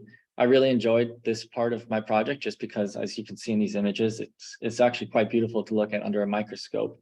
And it was pretty surprising as well. The coolest part about begonia, on the left, actually, you see what a typical underside of a leaf looks like. These are the stomata, which are spread out. There's usually a few cells in between. But begonia is unique because it's one of the few plant families that actually have what's called clustered stomata. And you guys can see my mouse? Yeah. So you can see that there are actually clusters of stomata that are right next to each other. And one of my objectives was to see if those clusters actually had any effect on the gas exchange parameters of these plants. So what we actually, one more thing, begonia only have stomata on the underside of the leaf. To verify that, I also took some images of the top side of the leaves, and that's what this looks like. So actually on the right side, you see those are the cuticle cell layers there, which wax begonia is certainly known for. So while looking at the stomatal density of the 4 genotypes, unfortunately, there actually was not very much difference. And now, like I mentioned prior, they all have stomatal clusters, and these stomatal cluster sizes actually did not vary between each of the genotypes. So we saw consistent cluster sizes through all 4 of the genotypes. What we did notice was a consistent increase in stomatal density in the plants when we exposed them to the stressed treatment, that high abiotic stress treatment, high intensity light, and high temperatures as well. So if we're going back to what our 2 original goals for this project were, this satisfies our first goal, which is to determine if there's any changes that occur, but it doesn't satisfy our second goal, which is to see if there's any variation among the genotypes that we could potentially use for breeding purposes. Because all of them responded the same way. There's no statistical difference between these different genotypes, they all saw an increase in stomatal density. So next I wanted to go over is the actual leaf thickness. And I measured overall leaf thickness, cuticle thickness, cuticle to total leaf thickness, and a few others. But I wanted to draw your attention to the total leaf thickness. What we saw is that there was separation using statistical analysis, Tukey's HSD. But what we did see was that there was actually still a consistent response of total leaf thickness to these high intensity abiotic stress environments. Now, one thing I want to point out is where we did see a difference in how the genotypes responded was in the cuticle thickness. We actually saw our purportedly heat tolerant variety, FB08059, increase its cuticle thickness by, I think I have the value here, by 26%. So that waxy layer on the surface of the leaf increased by 26% when we threw it in the stressed environment outdoors. Compare that to the shaded environment where we didn't quite see as much of a really any increase in thickness. So this actually satisfies both of those original questions we had. We discovered that there were variations that occur when we expose these plants to the control and then to the high stress treatment. But we also found a situation for the first time here where we see one of the genotypes actually respond differently than the other three. And this is our purportedly heat tolerant genotype. So we saw an increase in thickness that could potentially be used as a trait for breeding purposes. So as we transition over to fresh and dry weight here, again, we see a fairly consistent response in all the genotypes when exposed to the stress. That is to say, we see a decrease in above ground and below ground biomass, fresh weight. Similar to leaf thickness, though, there is one parameter where not every genotype responds the same. When we observed fresh weight and by extension, the water weight, we noticed that there's actually a significant genotype by treatment interaction effect. Oops, one more, there we go, which is there, as you can see in the top left highlighted. And this implies that not all the genotypes respond the same way, once again. So now we're up to two parameters that we can see where variation exists among the genotypes. Although, as far as breeding objectives or breeding goals go, you can't really use this for a trait to select for, because this is something that requires the plant to die. And it's not really what we look for when we're breeding, unfortunately. Well, fortunately, I should say. So the last parameter, morphological parameter, that I think is fairly exciting because it's also one of the easiest to visualize and select for or against when it comes to breeding, and that is the leaf folding angle. And unfortunately, this is in the way. I'm going to leave this here for a second. So you can actually see our 4 different genotypes, and you can see the difference in how that leaf angle closes in when these plants are exposed to those that high abiotic stress environment. There, I'm going to put that back down. So this table in the top left actually depicts just how varied the folding response is in the 4 genotypes. Let's take FB08059 for an example, and sprint wide as well, highlighted in red there. FB059 is highlighted in green. And you can see that not only is there a difference in the overall shaded and non-shaded leaf angles, but also the degree of change between the 2 treatments. So statistically speaking, running a 2-way ANOVA yields a p-value that allows us to reject all 3 of the null hypothesis. So there is an interaction effect. And what that means is that we do, again, for the 3rd time now, see a trait where there is variation in how the genotypes respond, with, again, our purportedly heat tolerant variety, FB08059, actually closing its leaves significantly more than the commercial varieties. So that is something that is easy to visualize. You can go out to the field, go to your rows and see all your begonia down there, and you could potentially use this as a trait to select for when you're trying to move on to the next generation or trying to develop a new variety for market. But now the real question is, there we go. The real question is, we have these 3 traits, right? These 3 visual traits, but how do we know these actually enhance tolerance to abiotic stresses? How do we know they're not just, you know, random morphological changes that occur and they really have no effect on the plant's performance? Well, that's why we wanted to also look in a little bit onto the physiology of these plants. How exactly are they feeling, if you will, when they're exposed to these high temperatures? And to do that, to aid in a little bit of visualization, I created this diagram depicting everything I intended to measure. Utilizing a LICOR, I was able to take stomatoconductance, transpiration, carbon assimilation measurements, which really give a good idea of how the plant's doing. And then one of my favorite areas actually is the stress parameters. That's your reactive oxygen species accumulation, ion leakage, and fluorescence. Those are what tell us if the plant is happy or not, essentially, right? So we can use those morphological traits and apply them to these stress parameters, and that should be able to give us a good idea of whether or not these plants are actually doing better or worse based on these traits. So I can kind of skim past this one because I'm going up on time already, but this is essentially detailing how often I took these physiological measurements, but I will just go right into it here. First up, we want to look at stomatoconductance. And for this slide and all the future slides, on the left-hand side, we have the shaded treatment, and on the right-hand side, we have the non-shaded experimental group. So you can actually see how each of these 4 varieties is responding throughout the 41-day study. And now I want to point out that in the shaded treatment, we actually see those commercial varieties doing wonderfully. Cocktail vodka is the red line and Sprint White is the green line. They consistently overperform compared to FB08059 and OPGC 5104. But again, this control environment is really an ideal environment for these plants to grow in. But when we take it out to the experimental high stress environment, we see a little bit of a change now. We see those commercial varieties not really quite performing up to par as they were in the shaded environment. We see certain varieties, like in this case for stomatoconductance, we see FB08059 actually performing significantly better than the other 3 varieties. But let's take a little step further. Let's look right at the end of the study, day 41. You can actually see here the first 2 on the left here. This is FB059. The blue is in the shaded and the red is in the high stress environment.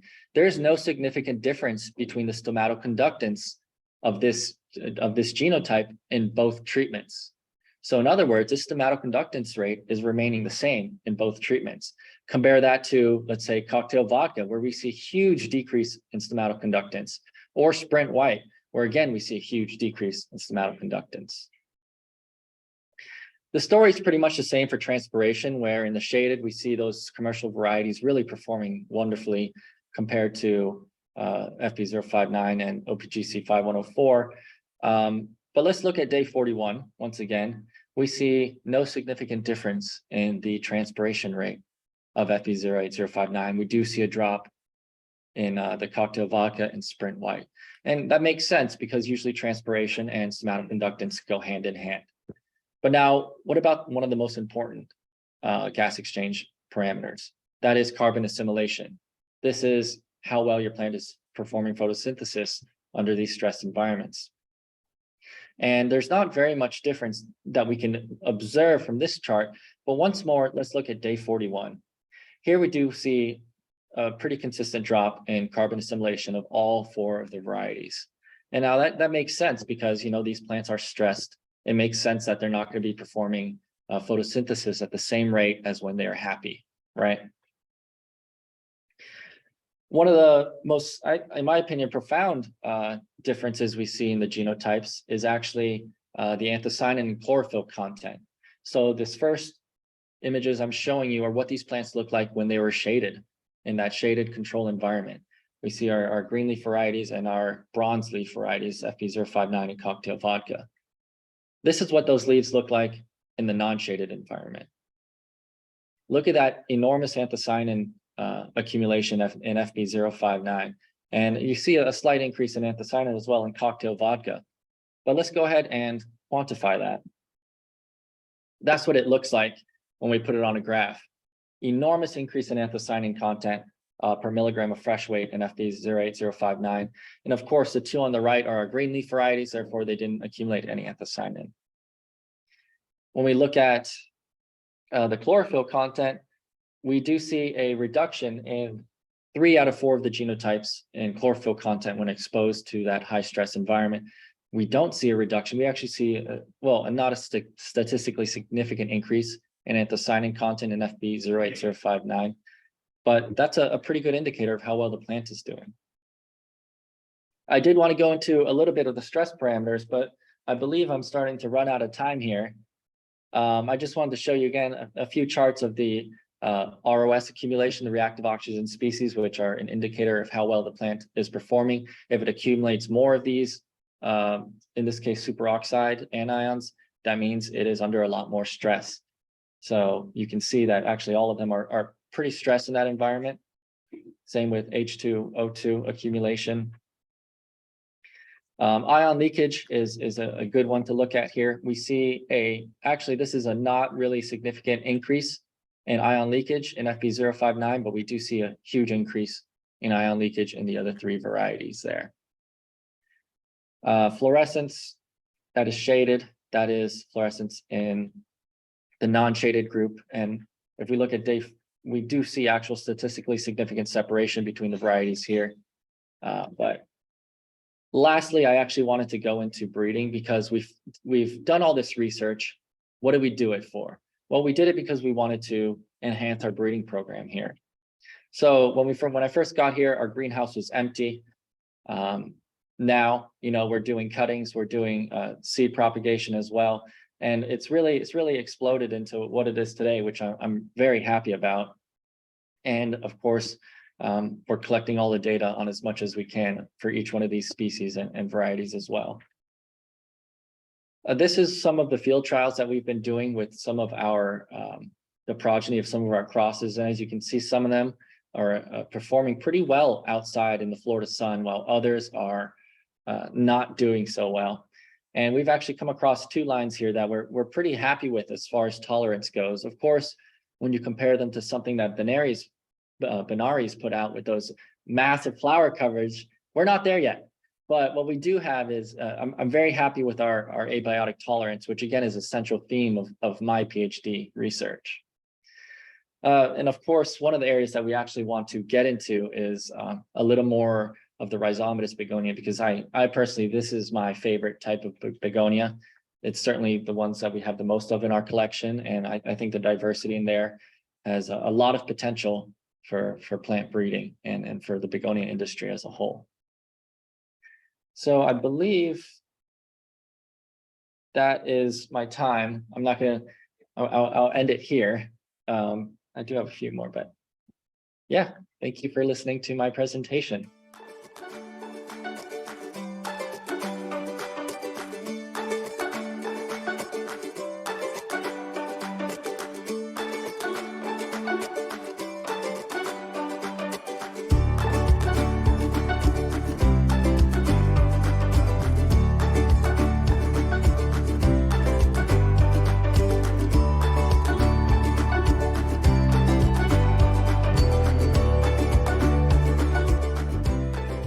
Okay, can everyone see that okay?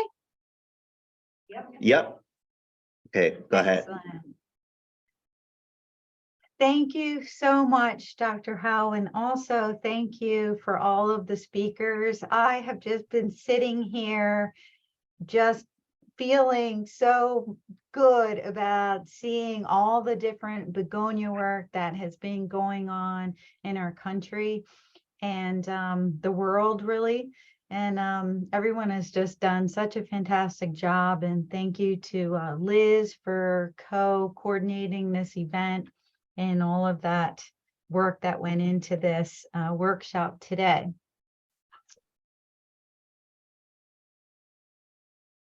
So today, I'm going to talk to you about the invasive plant situation in Florida and how that relates to begonia.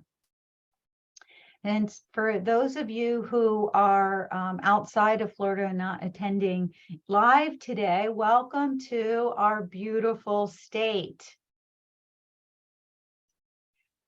The same suite of traits that attract everyone to move to Florida also predispose us to invasive risk.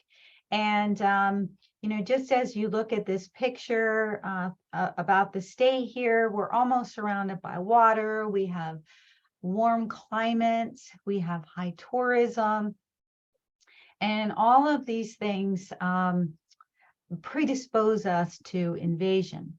We also have these large ports located throughout the state that are gateways to the world.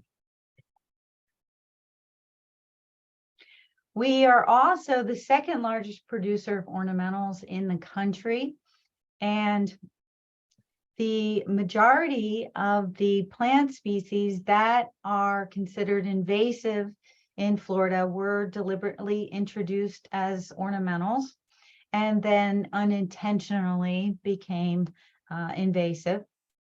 There's been a lot of research that has showed the market availability and the frequency and even the prices of ornamentals correlate directly with invasion success.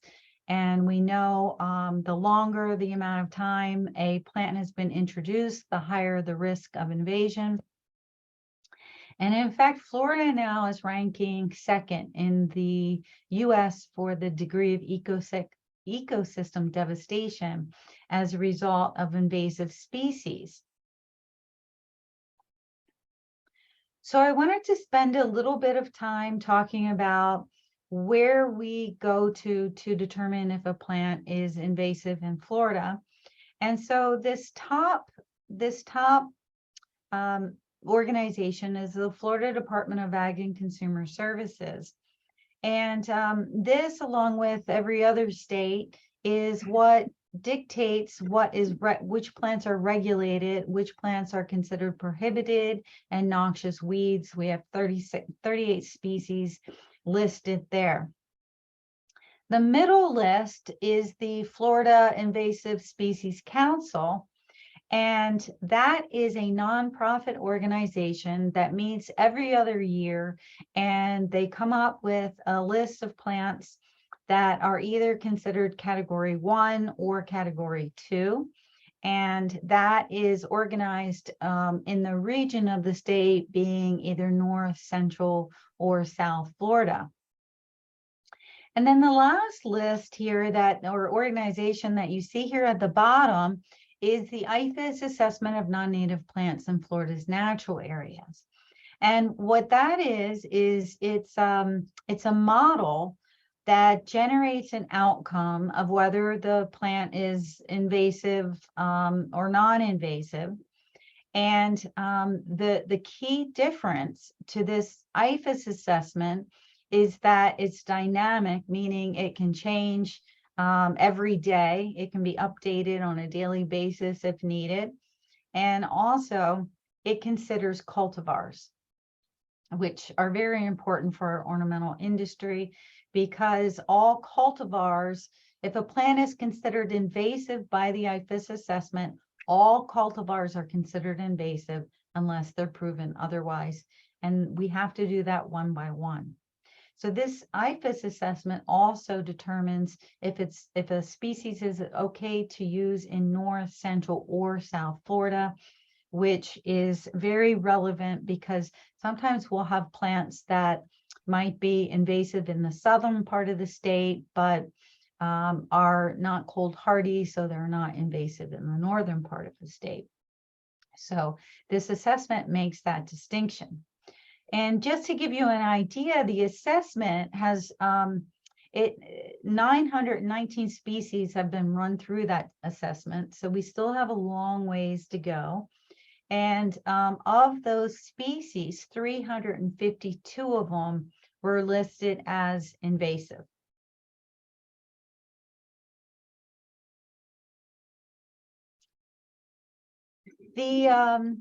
If you go to the Florida Invasive Exotic Pest Plant website, it generates these lists of all of these species that you can see to the left, and then it will give its ranking of a category 1 or a category 2. And if you look down on this list in the highlighted Begonia cucullata, you'll see that it is a Category 2 species. So what that means is that this species has increased in its abundance or frequency, but has not yet altered Florida's plant communities. So it's kind of on the watch list. And the Begonia cucullata is native to Brazil and Argentina, as reported. And also, we know that this name has been abandoned by taxonomists, and its genetics are part of the Semperflorens cultorum hybrid group. We have the earliest Florida specimen that was vouchered in 1930. And to give you an idea, the species was first listed as a Category 2 invasive way back in 1999. So almost a quarter of a century has passed, and that ranking has not been upgraded to a Category 1, which is positive in our case. Also, this species has been run through the IFAS assessment. And the IFAS assessment has been run 4 different times. And every time the conclusion has been the same, and that is to use it. The species can be recommended, but should be used with caution. So before I get into that a little bit more, I just wanted to mention that the species here, if you look at this figure where all of these green counties indicate where we have vouchered specimens of the species occurring outside of areas it was planted. So we have kind of this scattered distribution in 22 counties in the state. And this correlates with our EDDMaps, and EDDMaps is a central repository where anyone can report whether or not a plant is found outside of its planting area. And we have 68 observations of that you can see in these red dots. So these two lists complement each other somewhat. The species is also listed on an invasive plant list in Georgia and Hawaii, and also Puerto Rico. So if you go back to that invasive species council website that I showed you, you'll see these little icons here. And what they do is they directly link to all of these different pages of additional information housed by other websites. Now, if you click on this first icon, which is it has a picture of an eye. It stands for the Center for Aquatic and Invasive Plants at University of Florida. And here, if you go directly to this website, in fact, you can see an overview of the species, and also you can see the different morphological trait information, its ecological impacts, and how to manage it. So if you go to that website, this is just a screenshot that shows its ornamental traits, its impacts, and also it divides the preventative measures, and also how to manage it culturally or physically by hand weeding, mechanically in some cases, biologically, not for begonia, but certainly for other species, and also chemically. So that is a good resource that we have. Okay, so let's go back to the IFAS assessment a little bit. So the IFAS assessment that I provide this website to it right up top there is a tool where you type in the name here, any scientific or common name, And then once you type that in, it generates an output of 3 different tools that can be utilized to dictate whether it's invasive. So the first tool we call a status assessment. And what that does is it evaluates the species' present status in the state of Florida. The IFAS assessment also has something that is relatively new called a predictive tool. And what that does is it evaluates the risk of a species being invasive. And the idea behind that is try to be more proactive in its risk rather than reactive. And then the third tool that is relevant to everyone in this room is the infraspecific taxon protocol tool. And what that does is it is used to evaluate the invasive risk of cultivars. So let's take a bigger look at this. So once a species is put into the assessment, this is what the 3 possible conclusions look like. And the way we like to present it is it sort of works like a red light, green light.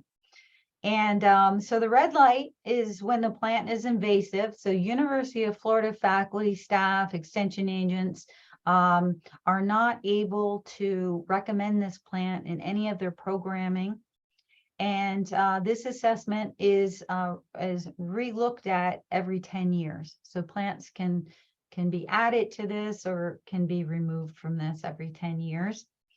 The second conclusion is a cautionary conclusion where plants can be recommended, but they must be managed to prevent escape, either by growing them in containers, ensuring that they don't self-seed readily. And these species, these cautionary species, are reassessed in 2 years.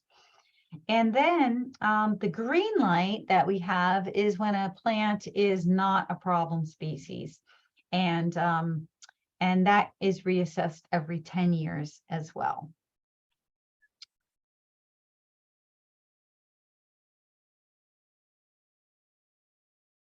Okay. So the way the assessment works is it's a model that asks these series of questions related to the known impacts at the worst site, the potential for expansion, its difficulty of management, and its commercial value. And so it asks questions such as, does a species cause long-term alterations in the ecosystem? So many points are generated from that question. Is the species reported in more than 2 discrete sites within the last 10 months? What are the control techniques? And also, what is its commercial value? So if we type in the name Begonia cucullata, this is what the web page will look like. And Begonia cucullata gets the yellow light. So we're able to recommend it, but it must be recommended with caution. And the reason behind that is that even though there was low evidence of its impacts of destructing our ecosystems, it was found to be present in both terrestrial and aquatic community groups. It was found to be outside of cultivation in north central Florida and expanding. It has spread potential that was high in southern Florida based on climate and habitat matches. And its management is high due to the impacts on native species and also the amount of area to be managed and its reproductive traits. Also, the only other begonia that has gone through this assessment is the Brazilian begonia called Begonia hurtella. And this one got the green light and can be recommended in north, central, and south Florida.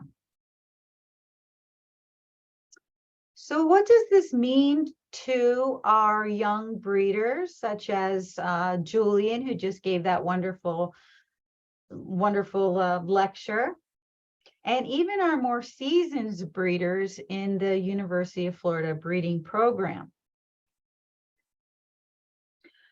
So the way it works is that for any of our breeders to have a cultivar release, it must be approved by our invasive species working group at the university level.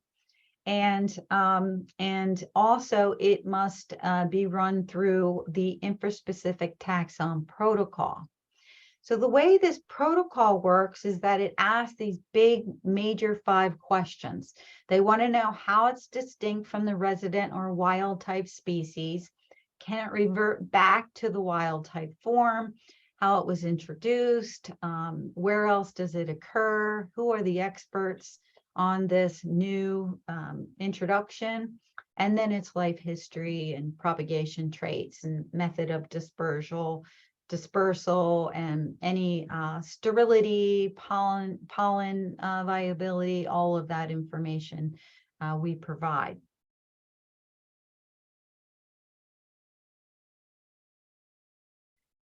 So as you can imagine, it's hard enough breeding plants as a breeder. And then this sort of adds another layer of expectations that must be conformed to. But the reason behind this is so that we're not introducing the next invasive plant. So we do have some success stories of this that I wanted to share with you at the University of Florida. These are all from our breeders. So Lantana chimera is one of the world's most 100 worst weeds. And Dr. Zanel Deng has been breeding this species for many years.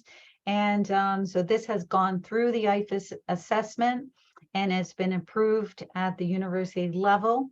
And so if you go to the IFAS assessment website and type in Lantana chimera, it will generate a report that looks like this. All of these cultivars have been exempted from invasive status and they get the green light now for approval for use and recommendation. Another good example of this is the Nandina domestica or heavenly bamboo. This species has probably 40 named cultivars in the US. And all of those cultivars are considered invasive unless proven otherwise. And so we've been doing a lot of work with this. We've evaluated over 25 different species, and about 2/3 of them are completely sterile. So one by one, we're submitting these to the IFAS assessment. And this is an example of the cultivars that have gotten the green light. And then finally, we have some success examples with Ruellia simplex or Mexican petunia. And in this case, we have these cultivars here that have been approved for use, but they received the caution light, and that is because it's an aggressive vegetatively, and there was concern over that. My website for all of these different, basically anything that's ornamental that has invasive traits, we work towards evaluating those and getting those alternatives approved so that we can still grow the better cultivars and safer cultivars. And so all of those publications can be found there. And along those lines, we've been spending a lot of time working on educating consumers and stakeholders on what alternatives have been approved or not have been approved, and how you can tell them apart. And so we developed this Plant This, Not That little kind of booklet that pairs an invasive plant with a better either native or sterile cultivar alternative. So finally, I've just I'm so happy to have been able to give this little talk. I hope I've shed some light on some of the things we're facing with our begonia introductions. And this is the team, this is the Gainesville team. So Alfred's not in this picture, but we had a lot of fun working on one of the many studies that Julian has taken the lead on. So thank you very much.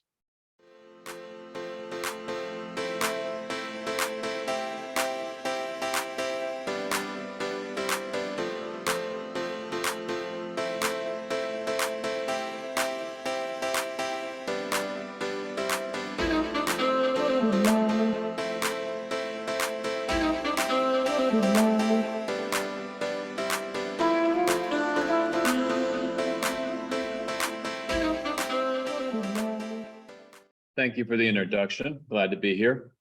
Yeah, I'm going to go through an identification and management of begonia diseases. Do you realize that there are 60 diseases described on begonia? And that's quite a few. It's a lot. And you're very lucky today that I'm not going to go through all 60. I'm going to actually highlight 5. These 5 diseases you have on a regular basis in begonia production and begonia breeding. And if you're a hobbyist, you're going to encounter them also. You have powdery mildew, you have Xanthomonas bacterial blight, you have Phytophthora and Pythium water moles, you have Rhizoctonia crown rot and botrytis. These are the 5 most common diseases on begonia. Now, they may vary a little bit for where you're actually located, in which disease is most prevalent in your area, based on mostly environmental conditions.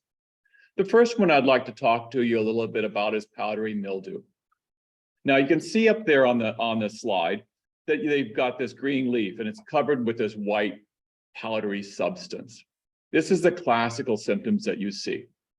Now, if you have a hand lens and look very close at this, you can actually see very small hyphae.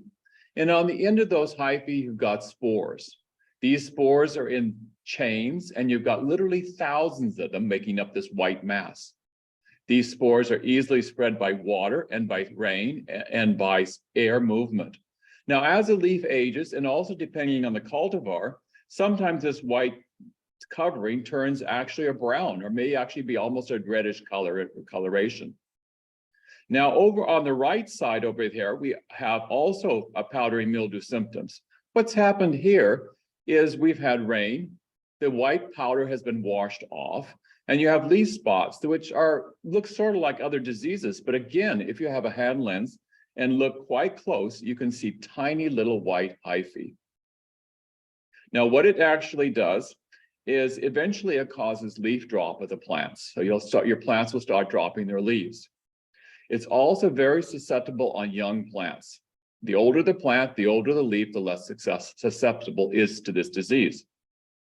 Now, managing this disease. Good air circulation is important because most plant pathogens like a wet, humid environment. So the more air circulation you have, the better it will be in avoiding it. Also avoiding high nitrogen concentrations, especially late in the season. Why? Because like I mentioned a moment ago, young plants are very susceptible to this disease. And older plants become susceptible when you over-fertilize and they produce an abundance of young leaves. These leaves can easily be infected by this pathogen. What happens is they blow in, they get onto the leaf surface, the individual spore forms with a hosteria, we call it, and actually penetrates the leaf itself and starts taking nutrition from the plant. Now, if you're a hobbyist, you can try to trim this out, or you can take one of the recipes off of the web with baking soda, which are fairly effective and you can spray on. But if you're a producer of begonias, I would suggest applying a commercial fungicide. And today's talk, I'll be mentioning commercial fungicides periodically. However, I will not be highlighting any brands specifically today. Now, I put this down at the very bottom. Okay. Another disease, which is very common, especially in southern locations where the weather is warm and wet. Now, the farther north you go and the less humidity you have, the less rain you have, the less problems you have with this disease. And this is Xanthomonas bacterial spot or blight. And you can see it on the plant right here to the red, the beautiful red begonia. What characteristically happens is you get dark brown lesions on the leaves. Many times these lesions are surrounded by yellow halos. Now, as the bacteria increase, they start to become water soaked. So if you flip over the bottom of the begonia leaf and look at the bottom of it, you'll have these dark greasy spots. This is where the bacteria have actually gotten to very high concentrations, actually millions of cells per milligram of tissue. Now what happens as a plant starts to fall apart and deteriorate, because the death of a plant infected with Xanthomonas is very slow. It starts to release these bacteria into the environment. So what happens is, as a hobbyist, you go in there and you actually start trimming it and moving it around. You get it on your hands and you start moving it from plant to plant.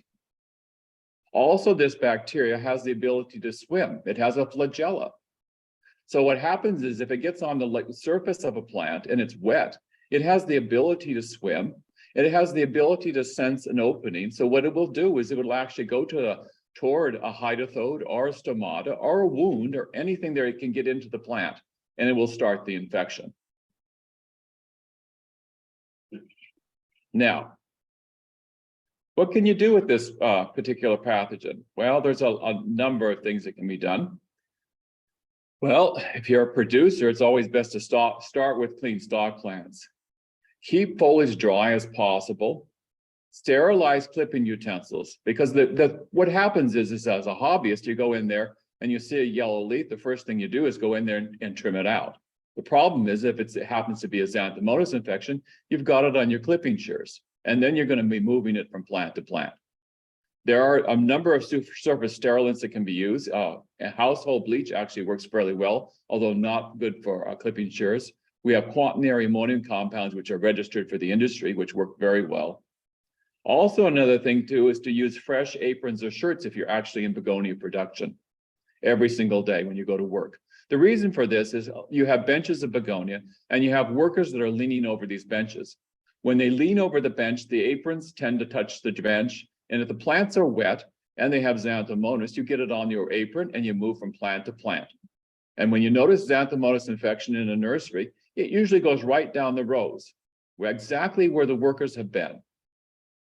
So that is one of the main things to do. And the thing I always recommend is to discard plants. If you've got a Xanthomonas infection, you should discard it. However, I have in there, in the red in there, on discarding, Rieger type begonias tend to be more systemically infected. Rex and tuberous types, usually not systemically infected. However, I don't go along with that train of thought. If you have a plant which is infected with Xanthomonas, I believe you should get rid of it, because the likelihood of it still being on, there is going to go on your fingers or clipping shears. It's better to throw it in the bag, put it in a plastic bag, and get rid of the whole plant. Now, there are bactericides that can be used. Most of these are copper-based, and how it works is you basically spray on like a copper hydroxide. The copper is slowly leached into the water, and the copper ions kill the bacteria, and that's how it works.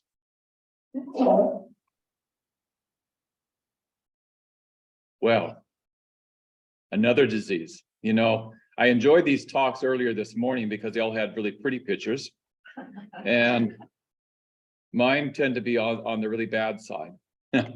Okay, another group, a pathogen group, is the Phytophthora pythium group.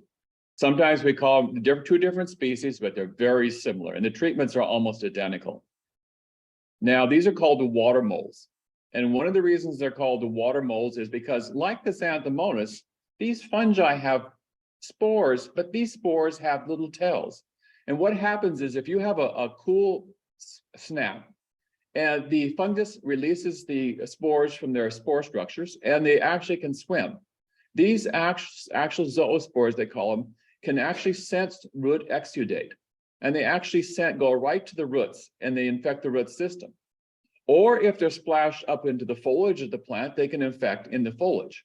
And you can see this begonia right here, this is totally melting down. And if you look close at the stem, it's got this dark spot in the middle where it's actually infected the thing and it's just girdling it and causing a death.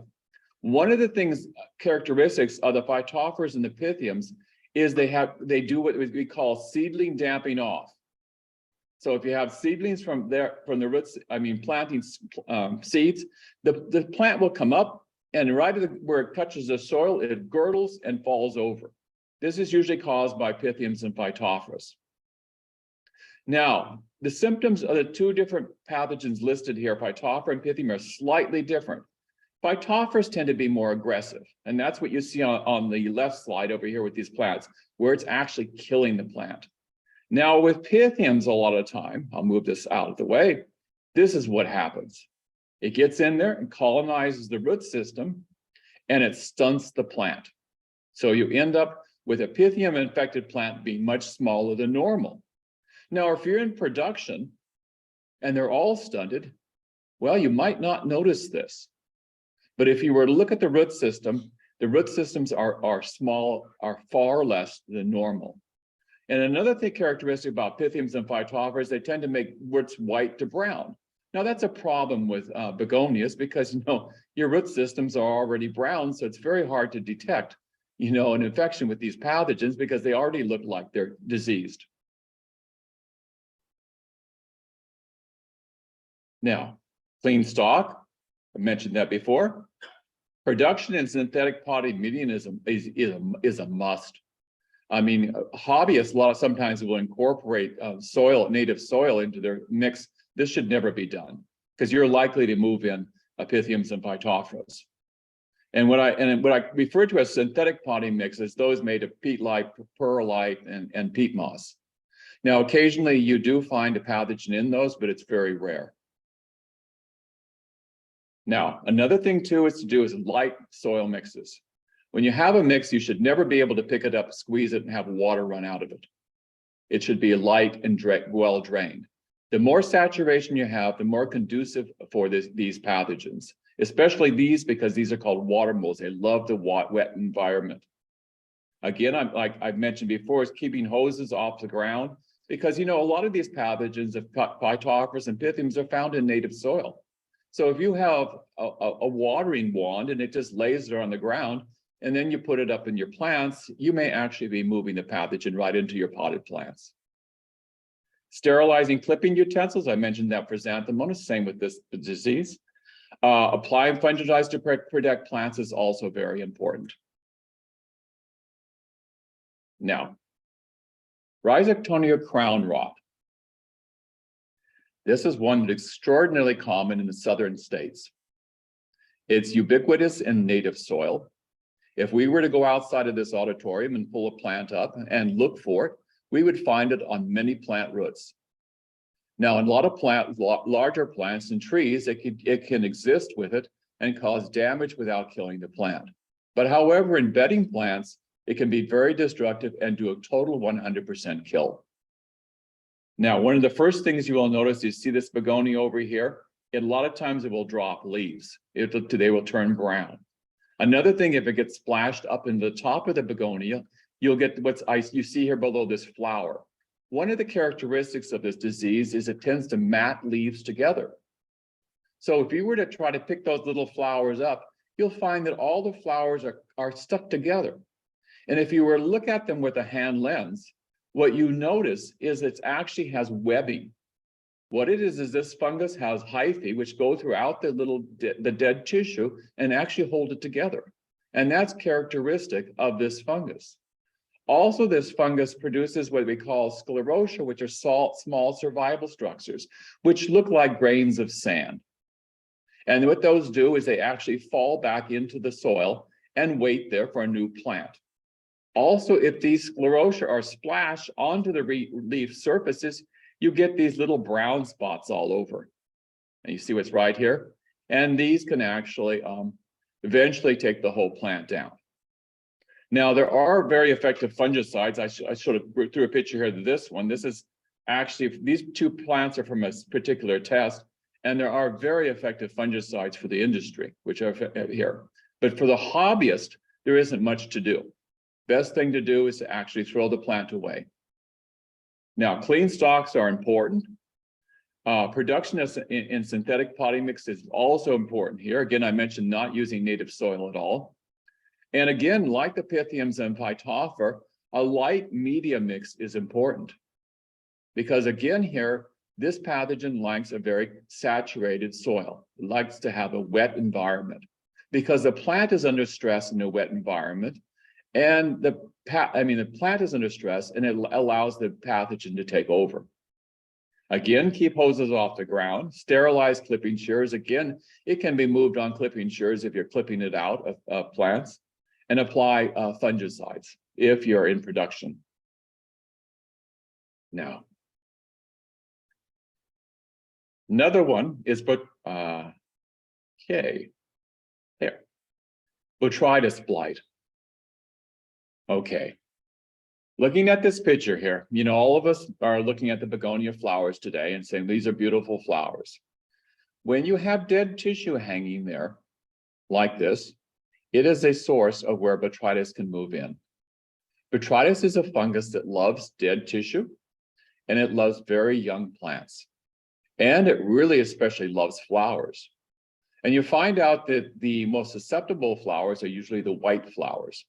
White flowers are more susceptible usually than dark colored flowers. When it gets in there, it'll start on the dead tissue, and it'll start to grow. And it will jump to the flowers and cause little brown spots on the flowers. Then it produces masses of spores here, millions and millions of spores. And botrytis is very easy to actually identify because you can just see this mass of fuzz. And that fuzz is all spores. Now, these spores can easily be moved in the wind or your hands or anywhere. And what also happens as a plant ages, and if you're not taking them out of there, what happens is these spores start to fall. And when a dead piece of tissue falls on a leaf, it starts to go into the leaf, and it starts to make brown spots all over your begonia plants. Now, botrytis likes cool, damp weather. Here in Florida, we have a problem with it in the fall and in the spring. We also have a problem in Florida when we're producing begonias and we're shipping them north. The reason for this is we put them in large trucks. These trucks are sealed up, they're damp, and what do? They chill the plants. And that's exactly what botrytis wants. And so what happens is we can actually put plants in a truck for shipment, and they actually look great when they're going out the door. But when someone unpacks those, say in New York, they could have the flowers all covered with botrytis, which is a problem.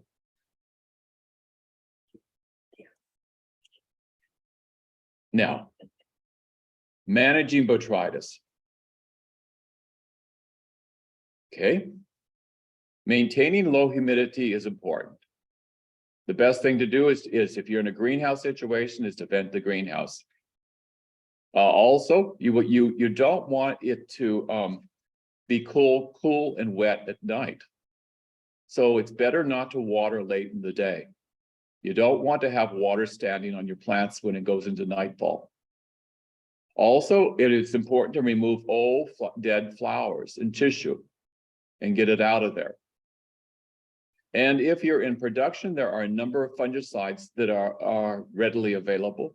However, for homeowners, there isn't a lot you can do.